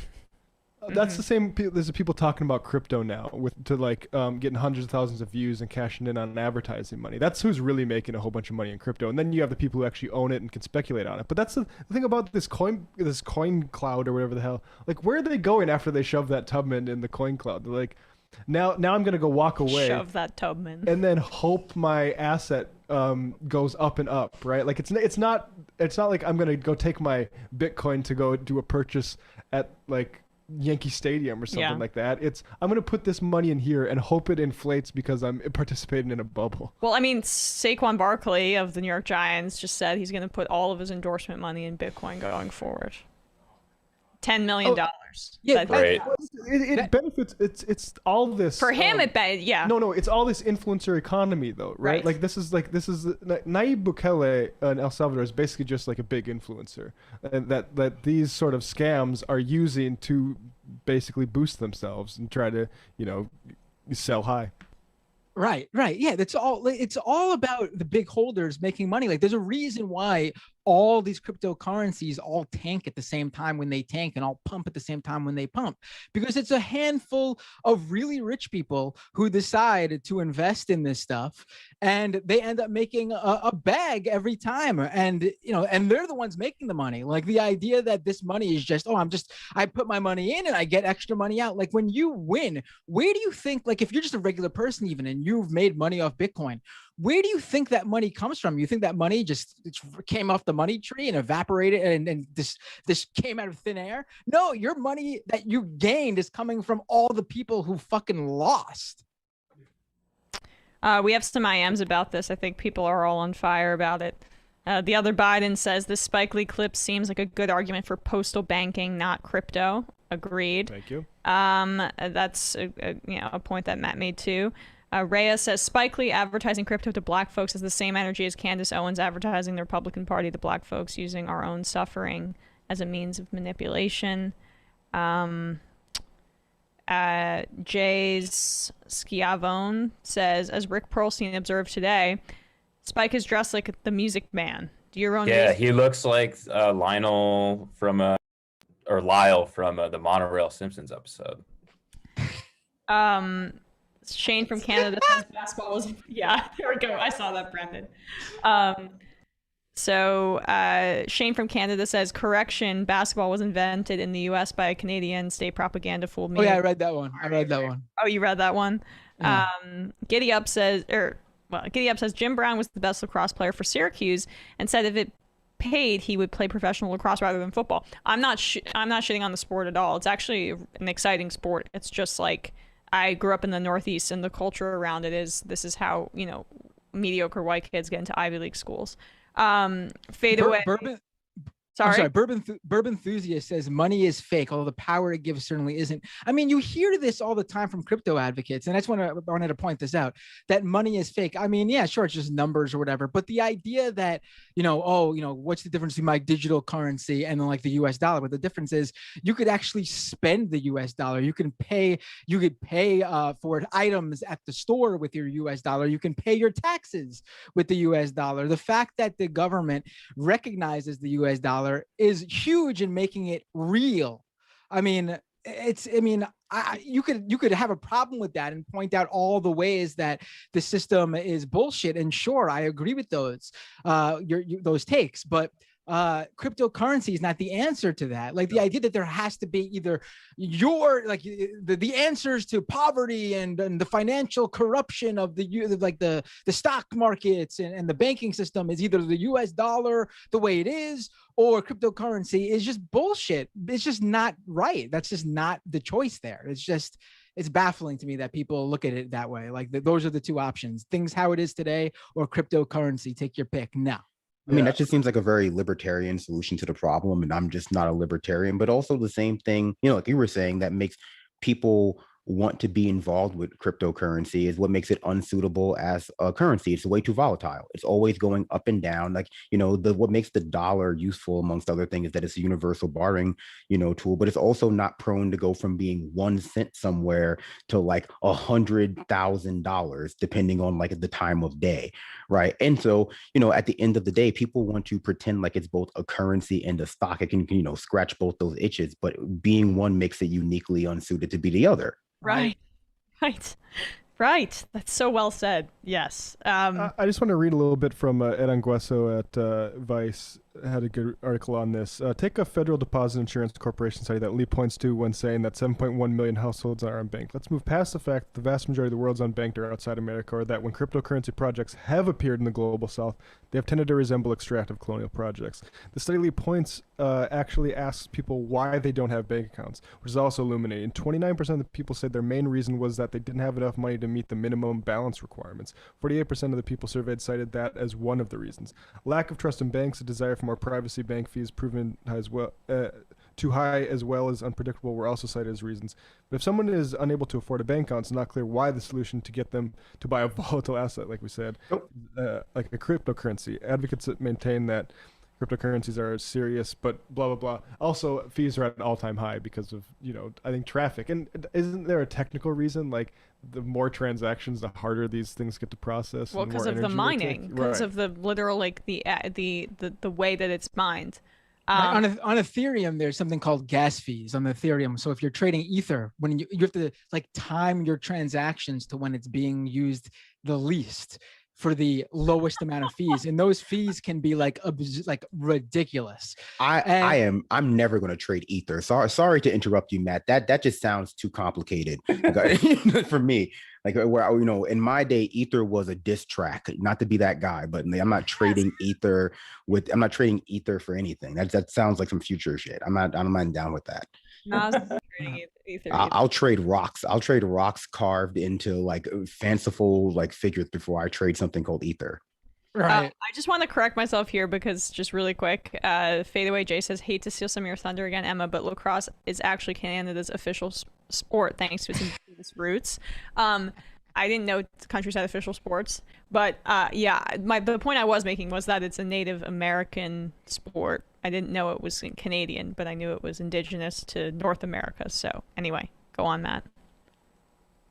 Oh no, I mean, I think we've established that Spike is out of his mind for doing this. But I mean, I'm sure the money was good. I could guarantee you the money is good because I wonder if it's in dollars or in bitcoins. Yeah, it could go either way because I've been covering influencers who are pushing altcoins, which are also called shit coins because they're just straight up pump and dumps for the most part.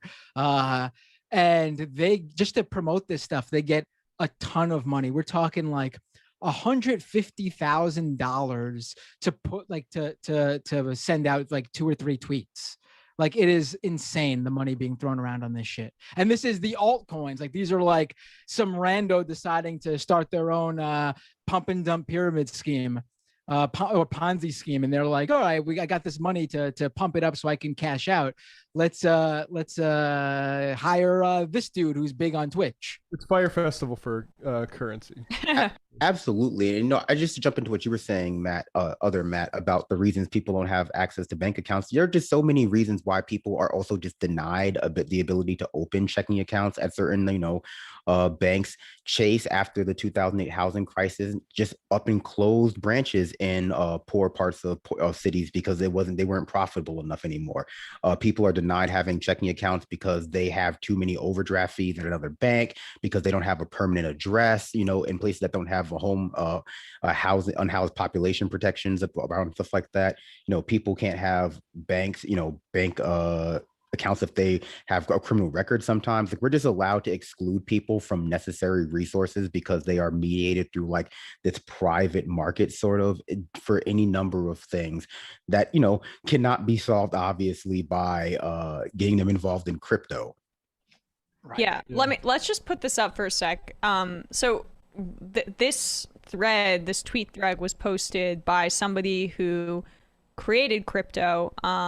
Oh, you're talking about this is Jackson Palmer. He is one of the co-founders of Dogecoin. Right. I'll read it. Addendum in the front before you read it, because I'm sure people are going to be commenting because this is the common refrain. Dogecoin was started by Jackson Palmer and his partner as a joke, just to show how silly these cryptocurrencies are. The fact that he has this take and Dogecoin took off and was super big does not at all demean this take. Like the idea that just because the guy more authority. Yes, exactly. Right, exactly, because he's actually understands the machinations behind how one creates a crypto. He goes, I am often asked if I will return to cryptocurrency or begin regularly sharing my thoughts on the topic again. My answer is a wholehearted no, but to avoid repeating myself, I figure it might be worthwhile briefly explaining why here. If we could go to the next one. After years of studying it, I believe that cryptocurrency is an inherently right-wing, hyper-capitalistic technology. Do you mind zooming in a little, Brendan? Built primarily to amplify the wealth of its proponents through a combination of tax avoidance, diminished regulatory oversight, and artificially enforced scarcity. The scarcity point is key as well. Despite claims of decentralization, the cryptocurrency industry is controlled by a powerful cartel of wealthy figures who, with time, have evolved to incorporate many of the same institutions tied to the existing centralized financial system they supposedly set out to replace. The cryptocurrency industry leverages a network of shady business connections, bought influencers, Spike Lee, and pay-for-play media outlets to perpetuate a cult-like get-rich-quick funnel designed to extract new money from the financially desperate and naive. Financial exploitation undoubtedly exists before cryptocurrency, but cryptocurrency is almost purpose-built to make the funnel of profiteering more efficient for those at the top and less safeguarded for the vulnerable. I think people get the gist. All critiques have been made by the left, but it is nice to see them come out from somebody who actually made one of these things. That's actually popular, and Elon even talked about. Right.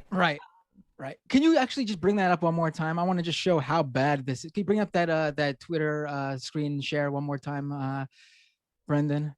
It's just so on point, right? And look right there. Look at how bad this is getting. Even the president of the United States is shilling coins. Look at that. Biden bucks is trending. Unbelievable. Where does it stop? No, I'm just being silly. Yeah. I mean, the guy turned off his replies because it's like the libertarian crypto overlap is just a circle at this point. So I just thought that was quite instructive and helpful as somebody who understands what it means to create crypto behind the scenes. Yeah, and this is why you're hearing so much about partially why you're hearing about so much inflation now. It's this overall reactionary pro-capital approach, which is like, let's not spend any more money. Let's like the idea that inflation is inflation isn't hyperinflation is obviously not good, but this country is so on guard against inflation because that's bad for people who own capital and debt. Yeah, right.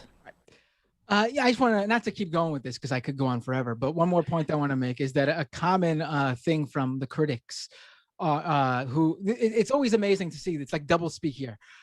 Critics will come in and talk about the advocates, crypto advocates. They'll come into these sort of tweets. That's why he obviously muted it so people couldn't reply to him. But people will come in and they'll say how, oh, it's going to save people from, the current system, make the same arguments that Spike makes in his commercials. And then if you go to their Twitter account, you'll see them talking amongst themselves about the critics of crypto. And the most common thing you'll hear from them is, I guess they'll just have fun staying poor. It's amazing the doublespeak there. Like, if you don't invest in crypto, you're going to be poor. If you don't invest right now, if you're not on board right now, you're fucked. But then at the same time, they'll speak out of the other hand, the other side of their mouth and say, it's going to save people in poverty. They're going to, everyone will be, it'll be an equitable future for everybody. It's just amazing. They just can't even hide their actual feelings and what it is really political ideology. I mean, the fact that they look at this as just a get rich quick scheme while faking via their own marketing that this is going to save everybody from poverty is just, it's despicable. It really is. Yeah, it's motivated lying. Right. Do you want to take a call or? Yeah, let's take some calls. Let's go to 530. What's your name? Where are you calling from? Hey guys, my name's Eric. I'm calling from San Diego. How you doing? What would you like to talk Can you hear me about? all right? Yeah, everything sounds great on our end. What would you like to talk about? Okay, I have a friend out here who is a prison abolitionist / advocate for the incarcerated men. And I wanted to share a Facebook post that she put out looking for a little bit of help, if that's okay. I'm just going to read it real quick. She writes, prisoner support posts. My guy Sirhan is going to the parole board at the end of August. This man has been incarcerated longer than I've been alive. He's had 0 behavioral write-ups in his 50+ years of being incarcerated, participates in positive programming, and has survived 2 attacks in his life that have resulted in his throat being severely cut both times. He's convicted of murder, nothing more, nothing less. Who he killed is not an enhancement. Sirhan has served his life sentence literally twofold. His continued incarceration, in my opinion, can only be observed as extrajudicial. Sirhan's family and legal team have reached out to me and asked if I would help in gathering community support for his release. This can look like a letter from you as a community member, your group or organization supporting his release back into society, as he poses 0 threat to the community. For example, several professors and academic groups, such as underground scholars at the university level, are drafting their support letters for his release. They understand the values Sirhan brings to academia, giving him space to share his life experiences with students discussing Palestinian rights, long-term confinement, the carceral state, and prison scholarship beyond the scope of what we've seen so far. If you would like to use the power of the pen to voice your community support for his release, and then she has her email, we have a chance to bring him home by showing the parole board he has a robust network of support. You don't need to live in SoCal to advocate. This goes beyond state borders. Also, I do not have any legal information regarding his case and parole hearing strategy. My capacity is gathering community support only. You can find a video of one of his parole hearings on YouTube to further understand the nuances. Thank you for reading this, listening to this to the end, and continuously supporting the work I do. Thank you for understanding that we're all connected and how the first step to being a good human is caring about the things that don't affect you directly. Help me bring him home. And so if it's okay with you guys, she has also like a infographic with all the relevant like information and where folks can send these letters to the parole board. Would I be able to tweet those at y'all? Sure. Right? Tweet it at us. That sounds good, guys. Yeah. Okay, yeah, for sure. Thank you for calling, and once we get that, we'll retweet it. I'll retweet it too, okay? Awesome. Thank you so much, and thanks for your time. Left is best. All right, left is best. Thanks so much, Eric. You want to go back to the phones, or we have something else we want to talk about? Well, I just got a little giddy about the concept of the idea of talking about this Candace Owens clip. Okay, let's do it. Let's do it. All right, let me find it here. Number 5. Okay, there we go. So Candace Owens is just doing her thing, and she has gone even further down the COVID-19 conspiracy wormhole than I've seen some of her colleagues at the Daily Wire do at this point. Let's take a listen to what she has to say about COVID and communism. We obviously know the reason that they're running point on this is because they don't want Americans to connect the dots, because we're at the beginning of this horror show, right? At the beginning where they come and they say, it's going to be great. Everyone, we're going to band together. We're going to take from the rich people and you're going to have more. And they are in Cuba at the end of this nightmare and realizing that actually, no, it was just their government growing themselves, empowering themselves, and removing power from the people. These people are starving and they're in the streets. And I want to get to actually Twitter, because this shocked me when I saw the banner. Everybody in the world knows this is about them protesting against communism. And look at Twitter's headline. The protests take place across Cuba as country faces shortages of COVID-19 vaccines. This is a protest about COVID. You know what? I'm going to agree with them. This is a protest against COVID-19 because COVID-19 is nothing but a big cover for communist rule hitting the shores of the West. You are masking our children. You are pretending it's because of COVID-19. You are radically changing the way that we vote in this country. You're pretending it's because of COVID-19. All of this stuff is actually the democratic socialists, aka the communists, coming together to bring communism to the American shore. Absolutely, and it's exactly what they did before they consolidated power and Fidel finally admitted he was a communist. In fact, you look at their propaganda they put out back then, you could interchange that with the actual materials from Democratic candidates today. We're not communist, we're humanist, we're pro-justice for all, we want healthcare for all, we want education for all. They wanted indoctrination in schools for all. They wanted division of race for all. They wanted to go door to door.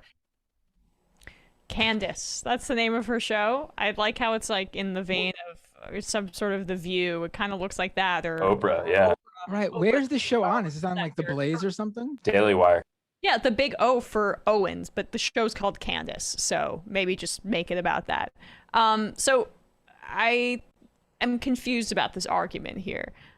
She passionately talks about how the protests in Cuba are about communism. And then it takes quite a turn that COVID-19 in and of itself is a plot to bring communism to the shores of the West.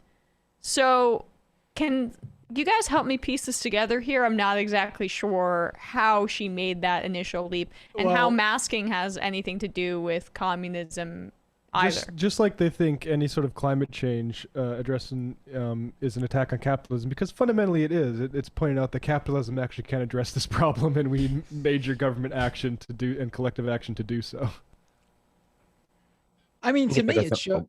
No, go ahead. Go ahead. I think it's a symbolic thing. Like, the mask is like a muzzle, and it's preventing you from like engaging in capitalist exchange by the stores are closed, all that other stuff. In my opinion, though, it seems as though even in countries that are not communist, they've been able to deal with it a little bit better than America. So I don't know why America is so uniquely weak to this communism filling the lungs of its inhabitants. But they should probably work on that. Maybe like start spraying vitamin C in those chemtrails instead of just I don't know, benzene. Right. This is what happens though when the right has to cover or talk about something that doesn't fit so neatly into their U.S. American centric right-wing talking points, right? I mean, elsewhere in the world, I'm sure there's conspiracy theorists, but it doesn't appear like the vaccines are as tied to being a right-winger as it is, at least in like the US and in the UK. So they're utterly confused how to frame the idea that these protests could possibly actually have to do with the COVID vaccine that shines a light on the COVID vaccine that seems positive. You know what I mean? Like, why would people want the COVID vaccine, especially if they're anti the leftist regime there in Cuba or anywhere else in the world where these sort of things have been happening? Nope. It just doesn't fit into their worldview, so they can't possibly understand it. So to them, this has got to be some like sort of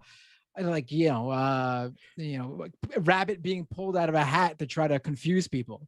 Well, I'm sure in Candace's mind, and she can't acknowledge this because there's no mention in that clip of the embargo, blaming what's going on in Cuba on the lack of vaccines, on the lack of certain resources would necessarily bring America into the conversation in a negative way and it's hard to, it's hard to overstate this.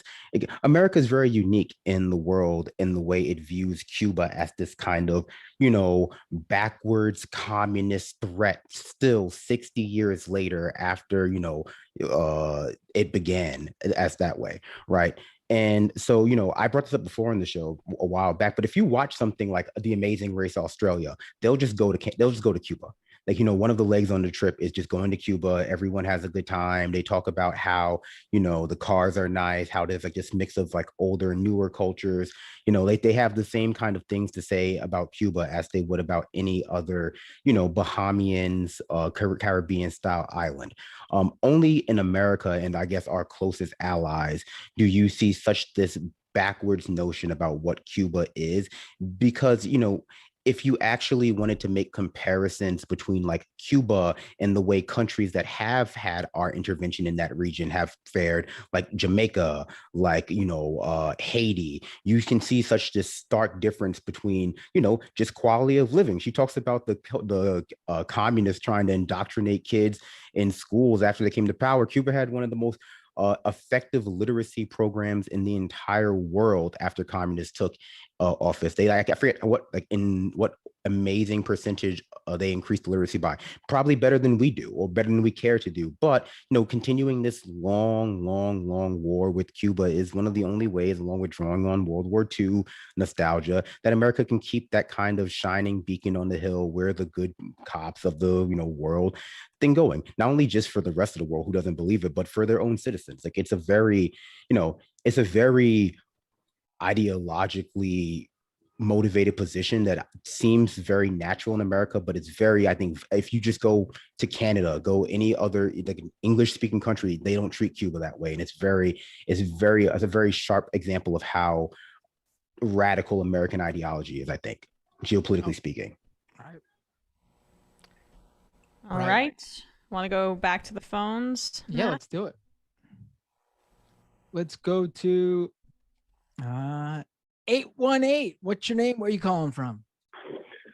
Hey guys, it's Dave from Jamaica. How are you doing? Hey, Dave from Jamaica. What's up? What would you like to talk about today? Well, first I'd like to plug Left Reckoning and Doom, because you guys been doing very good stuff. So I watch it all the time, and I suggest other people do as well. It's very educational. I appreciate that.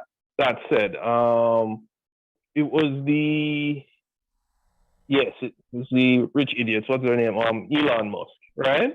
With the whole thing, those who attack space, right? After seeing what they have done so far, where what's the highest they've gone, Matt? Like low orbit? Which? They're just like kind of on SpaceX. Yeah. Oh, right. And like 60 years ago, didn't like we go to the moon. So I as people are saying, I don't think capitalism will solve the environmental problem. I don't think capitalism will take us to space either. I'm going to make a safe bet outside of fiction books and stuff, because the amount of investment they would have to make and the time it would take, I don't see any capitalists making any serious moves towards space exploration. It can't be done on a for-profit model. Am I completely off on this, or I'm more or less correct? You're right. Yeah, it's not about actually going to Mars. It's about having the rockets and near-Earth space travel industry. Like the Elysium fantasies are just a boosterism for dumb investors. Yeah. Right, but it's also, you know, I'm sure Bezos and Branson have something similar, no doubt. But for Musk specifically, I could speak to, it's also not really about him going to space or using space in any way, shape, or form that he's selling it to people. I mean, while he's doing all this, he's getting massive amounts of money from, all from the government to send his satellites into space. So he can really, not start, it's already taken off. He could have his little satellite internet company where he's gonna obviously make a lot of money from it.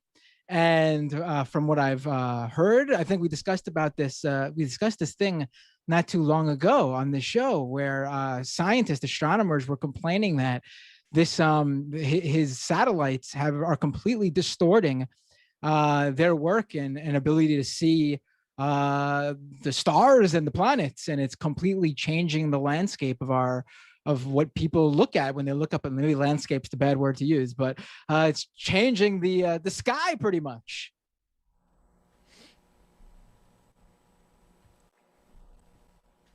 Dave, you there? Did we lose him? Oh no. Aw. I think he makes a good point about like capitalism not getting us to space, but I think, it kind of hints at a larger issue we have when discussing capitalism, broadly speaking, that, technology in the very specific digital technology, space age technology sense has become shorthand for like the potentiality of capitalism, the possibility, like the good parts of capitalism. People will say, well, capitalism may be bad, but at least you have, an iPod or a new, car that otherwise you would not have in their minds, sans like capitalism as an ideology. And to that extent, it also becomes its own kind of excuse for existing and perpetuation, because then technology just inherently becomes these solutions to more complex social problems in a way that is just unrealistic, more rooted in fiction than science, to the Elysium point. Because, not only is geoengineering and going to space supposed to be a solution for climate change, but even on a more minor scale, like cryptocurrency is a solution for the issue of postal deserts in American underserved communities. Or you have the vaccine technology being as a solution explicitly to the pandemic, sans any kind of changes in our social organization that we're seeing is just not possible. So, I think we're rapidly going to have to come to grips with this idea of, technology is separate from capitalism. Technological development is separate from capitalism, and oftentimes impeded by capitalism, but also that technology in and of itself, and the way that we conceptualize it, is not going to be this, cure-all solution to any of these problems that have been percolating, whether they be racism or the pandemic or climate change. Right. Should we go to another call? One last call? Sure. Yeah, let's do that. Let's go to, let me take a random one here. 225. What's your name? Where are you calling from?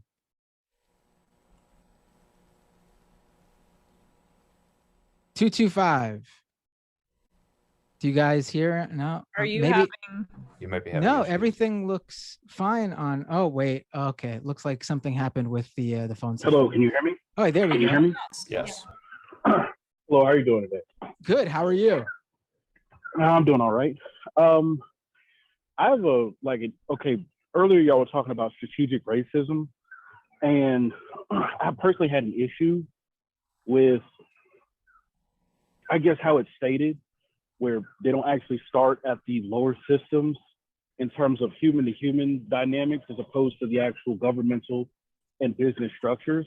Okay. Like, So let's take for just so example. you guys know, this is from our interview in the first hour. Yeah. So were y'all switching over to a different topic, or is it okay to talk about? Brandon and Matt were not around for that. What's your name, by the way? Where are you calling from? Oh, Robert from Louisiana. Robert from Louisiana. Okay. Yeah. So what is it? What would be, I guess, what would be a better if they weren't around for that topic? No, that's fine. You could go ahead. What would No, be- you can go ahead. I just wanted Okay. them to know that was more for them, so they knew what you were talking about. Okay. Well, I have a personal issue with basically I'll just go with the natural argument. In nature, individuals of a kind, of a species, of a like have to stick together. And a lot of the, I guess, liberal talking points that I hear, because I see myself as more of a centrist, they focus on trying to be like the shepherd that leaves the flock to go find the lost lamb. Personally, in my life, I look at subsidization of bigger and smaller systems as the same thing, and its applications in terms of restrictions. So I'll explain it like this. I personally had a cousin who was on welfare, food stamps, all of that good stuff. She irresponsibly had 8 to 9 children out of wedlock. One of those children actually became a killer and was a hitman. And another one of them is working towards going to college. There were no major, I guess, restrictions that were placed on her in terms of making sure kids had to have certain grades, making sure a certain amount of food was in the fridge, that kind of stuff. I can understand where a lot of Republicans or conservatives come from in terms of, look, you want the government to place restrictions on the free market subsidizations you give big businesses. Liberals want a lot of, I guess, pocket watching in terms of the bigger businesses, but they also won't do that on a micro level because all of this starts at the personal level. Wait, I can't hear you. Did you? We You're do breaking up. it Hello? on a micro level. Our guest yesterday was a researcher who looked at the enforcement of welfare and the criminalization of welfare recipients, which we do on a micro level fairly aggressively. And it's pointless. It is more, just from a pure dollars and cents perspective, it does not save the government money if that's your primary interest. Well, no, and it's not about necessarily the saving of money. I'm personally a depopulationist. I think that life has value, and it has as much value. Excuse me, sorry. It has as much value as you give it. The average individual. What does that mean? Honestly, doesn't. Wait, what'd you say? What is life has value and it has value? You give it yourself? No. I mean, in applications of people as a larger system. I'll put it to you. Let's go to a historical argument. You're losing us, man. You got to. Naturalization Act of 1790. Hello? Yeah, go ahead. What about 1790? Okay, I'm sorry though. Yeah, no, you got to really simplify this argument because we don't know what these terms you're throwing out. Like, what's your argument?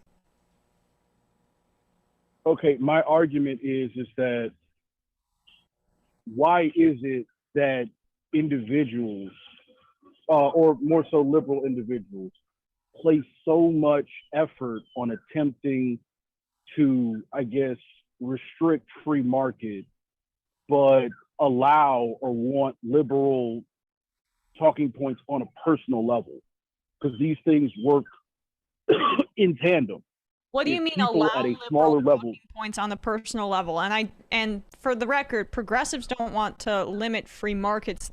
Markets are in this country and in capitalism internationally at this point in our history based on coercion of labor that is not proportionate to the amount of money that people are making on top. I think I understand what he's arguing here. Are you asking why liberals or people left of center are for regulating, you know, corporations, big business, but are for not regulating individuals on their use of welfare? Is that what you're saying? Yes, but also with the added of the use of welfare, like a responsibility to the responsibility to create life responsibly. Okay, so this seems like a little personal, right? This is you referenced the responsibility to creating life. You're saying should be restricted by the government, because that sounds like big government to me, and that's not something progressives are in favor of. No. I'm not talking about like forced sterilization, like what has been done to You're talking about China's African American like women. a child policy. No. I'm not talking about the actual state applying it. I'm talking about Don't why extend do you food think? assistance to people if they have too many kids? Yeah, and cannot economically afford it. But here's in China, what do we do to those children? Like if you're advocating that, you know, if someone's not responsibly using their welfare in the way that you think liberals should regulate the use of welfare or whatever, and I know you gave your specific example from your personal experience, but what do you suggest happens to those children just because you, in your opinion, think the parents are using that welfare money irresponsibly? Those children should just starve and die? I don't get what you think should be done. Like, what is the answer to this? Like, what are you advocating for here? Like, what is your end game here? Okay. In Louisiana, we have Louisiana workforce hire. It's literally a website where you can apply for different jobs. However, why isn't there a governmental system, like specifically that goes to every elementary, middle, high school that pushes certain career paths or trades? Why don't? No. Hold on. Stay on the point from before, though. You're advocating. No. This is. No. Okay, and this is. I'm sorry because it's very difficult. I need to try and restrict this argument to a very niche thing.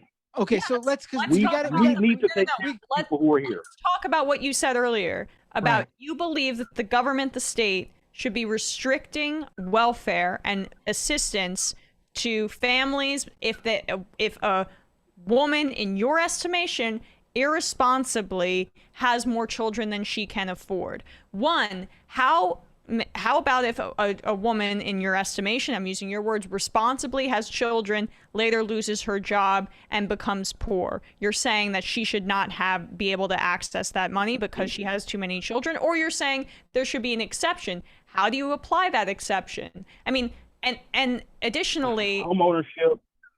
Oh, I'm sorry. You're not getting us. This isn't. Let me jump in here. Okay, this is the real problem: is you have a classist and probably racist viewing of what welfare is. Because guess what? Those people who have homes, they get a big mortgage deduction every single year. So what are we going to do? No, not mortgage. That's not owning a home. Like black people call, because as a black person, we call, you know, if you rent an apartment, it's renting, and white folks, if they get a mortgage, it's also renting because you don't own it until after the entire thing is owned.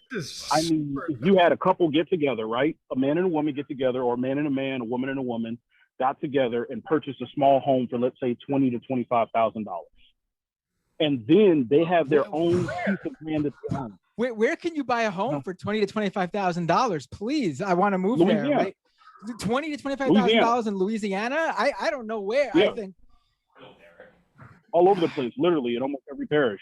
All right. I mean, I don't want to get. I really just want to hammer down this point about what people deserve in terms of welfare. So, do you believe that children are responsible for their parents' choices? I'm just speaking your language. No. If you believe poverty is they a are choice, not. which you've seen. Okay. No, children do not choose to be impoverished. Their parents choose to be irresponsible by not having adequate home ownership or proper financial. It's not a choice. If you're poor, but using your argument, I have kids. but the welfare is for children so they do not starve. So you are still advocating for limiting welfare payments to a family that has children. Who's going to bear the brunt of that money not coming in? I understand what you're saying. You are correct. And if we're going to attempt to be extremely restrictive on big business, because let's say here in Louisiana, we have literally over a couple $2 billion where major corporations receive subsidies for oil and gas, yet oil and gas prices are still high. But also individuals, because everybody's bargaining power comes from the strength of either their numbers or their financial responsibility. If someone chooses to be irresponsible in terms of me right now, I consider myself broke. I know that if I choose to have kids right now, I would be economically irresponsible. It would not be fair to the child that I would have to, subject them to that poverty. I mean, I think what you're basically advocating for, though, is that the child having children would just become a luxury for the rich. Like, how many people? No, not the rich. The financially responsible. You were never financially responsible for. No, I could tell you as a father of 2 children that the financial responsibility of having children never comes. If I waited for myself to feel financially responsible to have children, I would probably never have children in my life, because there is always something that will happen. There is always some. You could get yourself in a financially responsible spot, for a middle-class person. Okay. Have a child. Okay. Something goes wrong with the pregnancy. Tons of money that your insurance won't cover. All of a sudden, all that responsibility that you came up with, all that financial responsibility you came up with, out the window. You still have the kid coming into the world, all hundreds of thousands of dollars spent to have this kid come into the world safely after some sort of complication.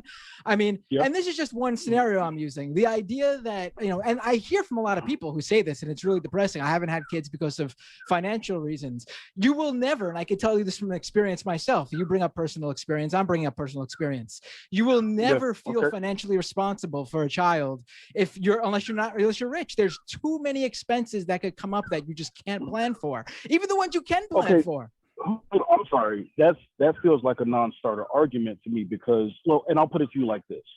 If in your instance, like you said, as a father of 2, if you, because I'm a proponent of Medicare for all, but we have to understand that spending comes into it in terms of fluctuations in populations. If you own your own home, you have a certain amount of savings, let's say $10,000 saved, then if you were to befall some medical emergency, some medical issue, when it comes to welfare, food stamps, those forms of subsidies, it's not worried about, okay, well, if you own your home.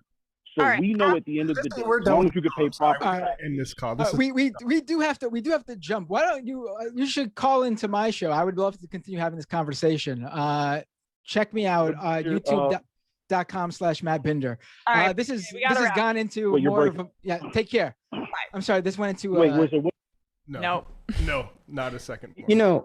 Just to jump in quickly, ultimately, I think I kind of got the gist of what he was saying in the beginning, but then he kind of just became an example of kind of what the problem is, which is that he's asking, why is there this divide between, I guess, the fiscally conservative and socially liberal, liberals who want to tax big business, but don't want personal responsibility. And the answer is quite simple, is because they have conservative ideology generally. Their ideology is not very what we would identify as recognizably left.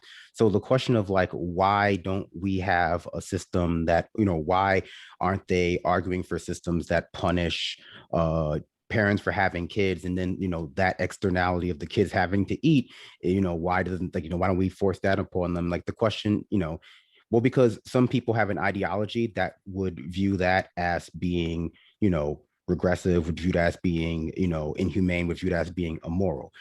Liberal ideology, I think, is inconsistent in a way that leads people to wonder, like, yeah, how can you promote X that kills all these people, but then have all these, like, Y and Z issues? And that's not really a question that's the answer to that question, in my opinion, is because, like, neoliberalism and neoconservatism is hegemonic. So a lot of people call themselves liberal, but have incredibly regressive and conservative views about, what it means to be responsible, what it means to, have a morally just society. That rehabilitation inherently, includes punishment. So like the question of like, how do we fix these problems really become like, how do we punish the right people? And so I think the caller kind of illustrates that a lot of people are caught in that dynamic of thinking. But, the answer is, we don't ask liberals to be more conservative in their social policy. We highlight the contradictions that exist between like their social and fiscal policy and point out that you can't be socially liberal and fiscally conservative. You just end up being both conservative, and they are, and we offer them an alternative. I don't even think this caller was arguing that, though. That was so confusing, because when we brought up like, money spent, he even specifically said like, I don't care about the money spent. It was just like almost a way of just like he wanted to punish people without anything behind it. Like it was. I think that we have a very punitive society, and that defines a lot of how we operate, not just in the legal system, but in the financial system. And I think a lot of people identify themselves, maybe the caller included, as a liberal, but they are conservative in one of, in the ways that really. Yeah, and it is depressing how quickly those sorts of ideologies move towards having a very attentive eye on population numbers. Well, that's what he said at the beginning. Depopulationist. Okay, I mean, let's just, we gotta read some IMs and get out of here. Right. Right. So, a lot of people responding to this call. Godcat says post-ownership access / mobility is the future. Polycommunal living is coming back. Anonymous Majority says, I just looked up home prices in LA and houses are not common to be less than $100,000. Yes. But I guess we should all live in, the area of the cheapest, where they're the cheapest home prices. And then the home prices there skyrocket. And then I mean, we saw this happen during this past year with COVID. I mean, we've seen it happen. It's house prices, right. House prices all across this country are exploding everywhere because people are moving, because people from the cities can't afford to own homes in the cities. People from the cities then move to places they can't afford homes. That pushes up the price there. And then the domino effect continues and continues and continues until, guess what? There are no affordable homes. We're getting there. Definitely. And people look at the agency of that top most mobile class and go like, why can't everyone should be able to do it then? Because we have examples of like the few people who work remotely and are able to just up and move. Right. Binder Dad says, is this your dad, Binder? Your real dad? It could be if it's Binder Dad. My Oh No Sam Seder shirt just arrived. I'm excited. That is my dad. He did buy that shirt. That's amazing. Post-ownership, I already read that. The American Party of Labor says if people want to be financially comfortable to have kids, there would be no replenished labor force to exploit in a few decades. The American Party of Labor, the last time of the Tim of the day says, classic centrist, I'm going to be wrong, but I'm also going to be insufferable about it. Ryan Cole says this was a complete and utter waste of the show. I know he hedged a lot and didn't get to what he actually wanted to say, or if I'm being kind, didn't get to it because he didn't know how to explain it. I thought when we got to what the point actually was, I thought it was a very interesting conversation, because there are certainly a lot of people who think that way. Christo says, surprised no one has mentioned the racial harassment of the black players on the English soccer team received for their failed shots in the penalties round. I did not know about that, but that doesn't shock me. I remember that like brutal player where he missed the penalties kick by like an inch or so, or a few inches. That was rough. It doesn't shock me though that in the UK there was harassment about that. When I was watching the game, when I saw each of the three players who miss, I was like, oh, I know how. You could see this coming from a mile away, that they're going to be blamed based on who they are, their race. It was, just. But also, you should point out just how how big of an issue this was in terms of social media companies stepping up and doing something, or at least saying they were going to do something. Whereas every single day on these platforms, people of different races get this same sort of blowback, but because they aren't big time football superstars, they don't get the same sort of response. So, I mean, this is a problem every day throughout, not just when major stars miss a few penalty kicks. All right, like 4 or 5 more. Godcast says blockchain ledgers potentially have other uses for co-ops and collectives besides currency, medical, etc. Consider starting shared equity if you're looking for autonomy. You'll always get the whenever you bring up crypto, I've noticed you'll always get a few leftists who believe in the blockchain being some great equalizer. And listen, there might be some good technology uses for it, but it's still inherently tied to crypto, and that's its main use right now. So until we get to some spot where that technology is actually being used mostly for good, the whole thing should be tossed away. Initially, I was a little fooled by it, but yes, it's just then I read. Dandelion says, just for Emma, Middleton won the game last night with his 40 points. Giannis was mostly used to guard Crowder. This is not just for me. This is for everyone here, honestly. Giannis was mostly used to guard Crowder along the baseline.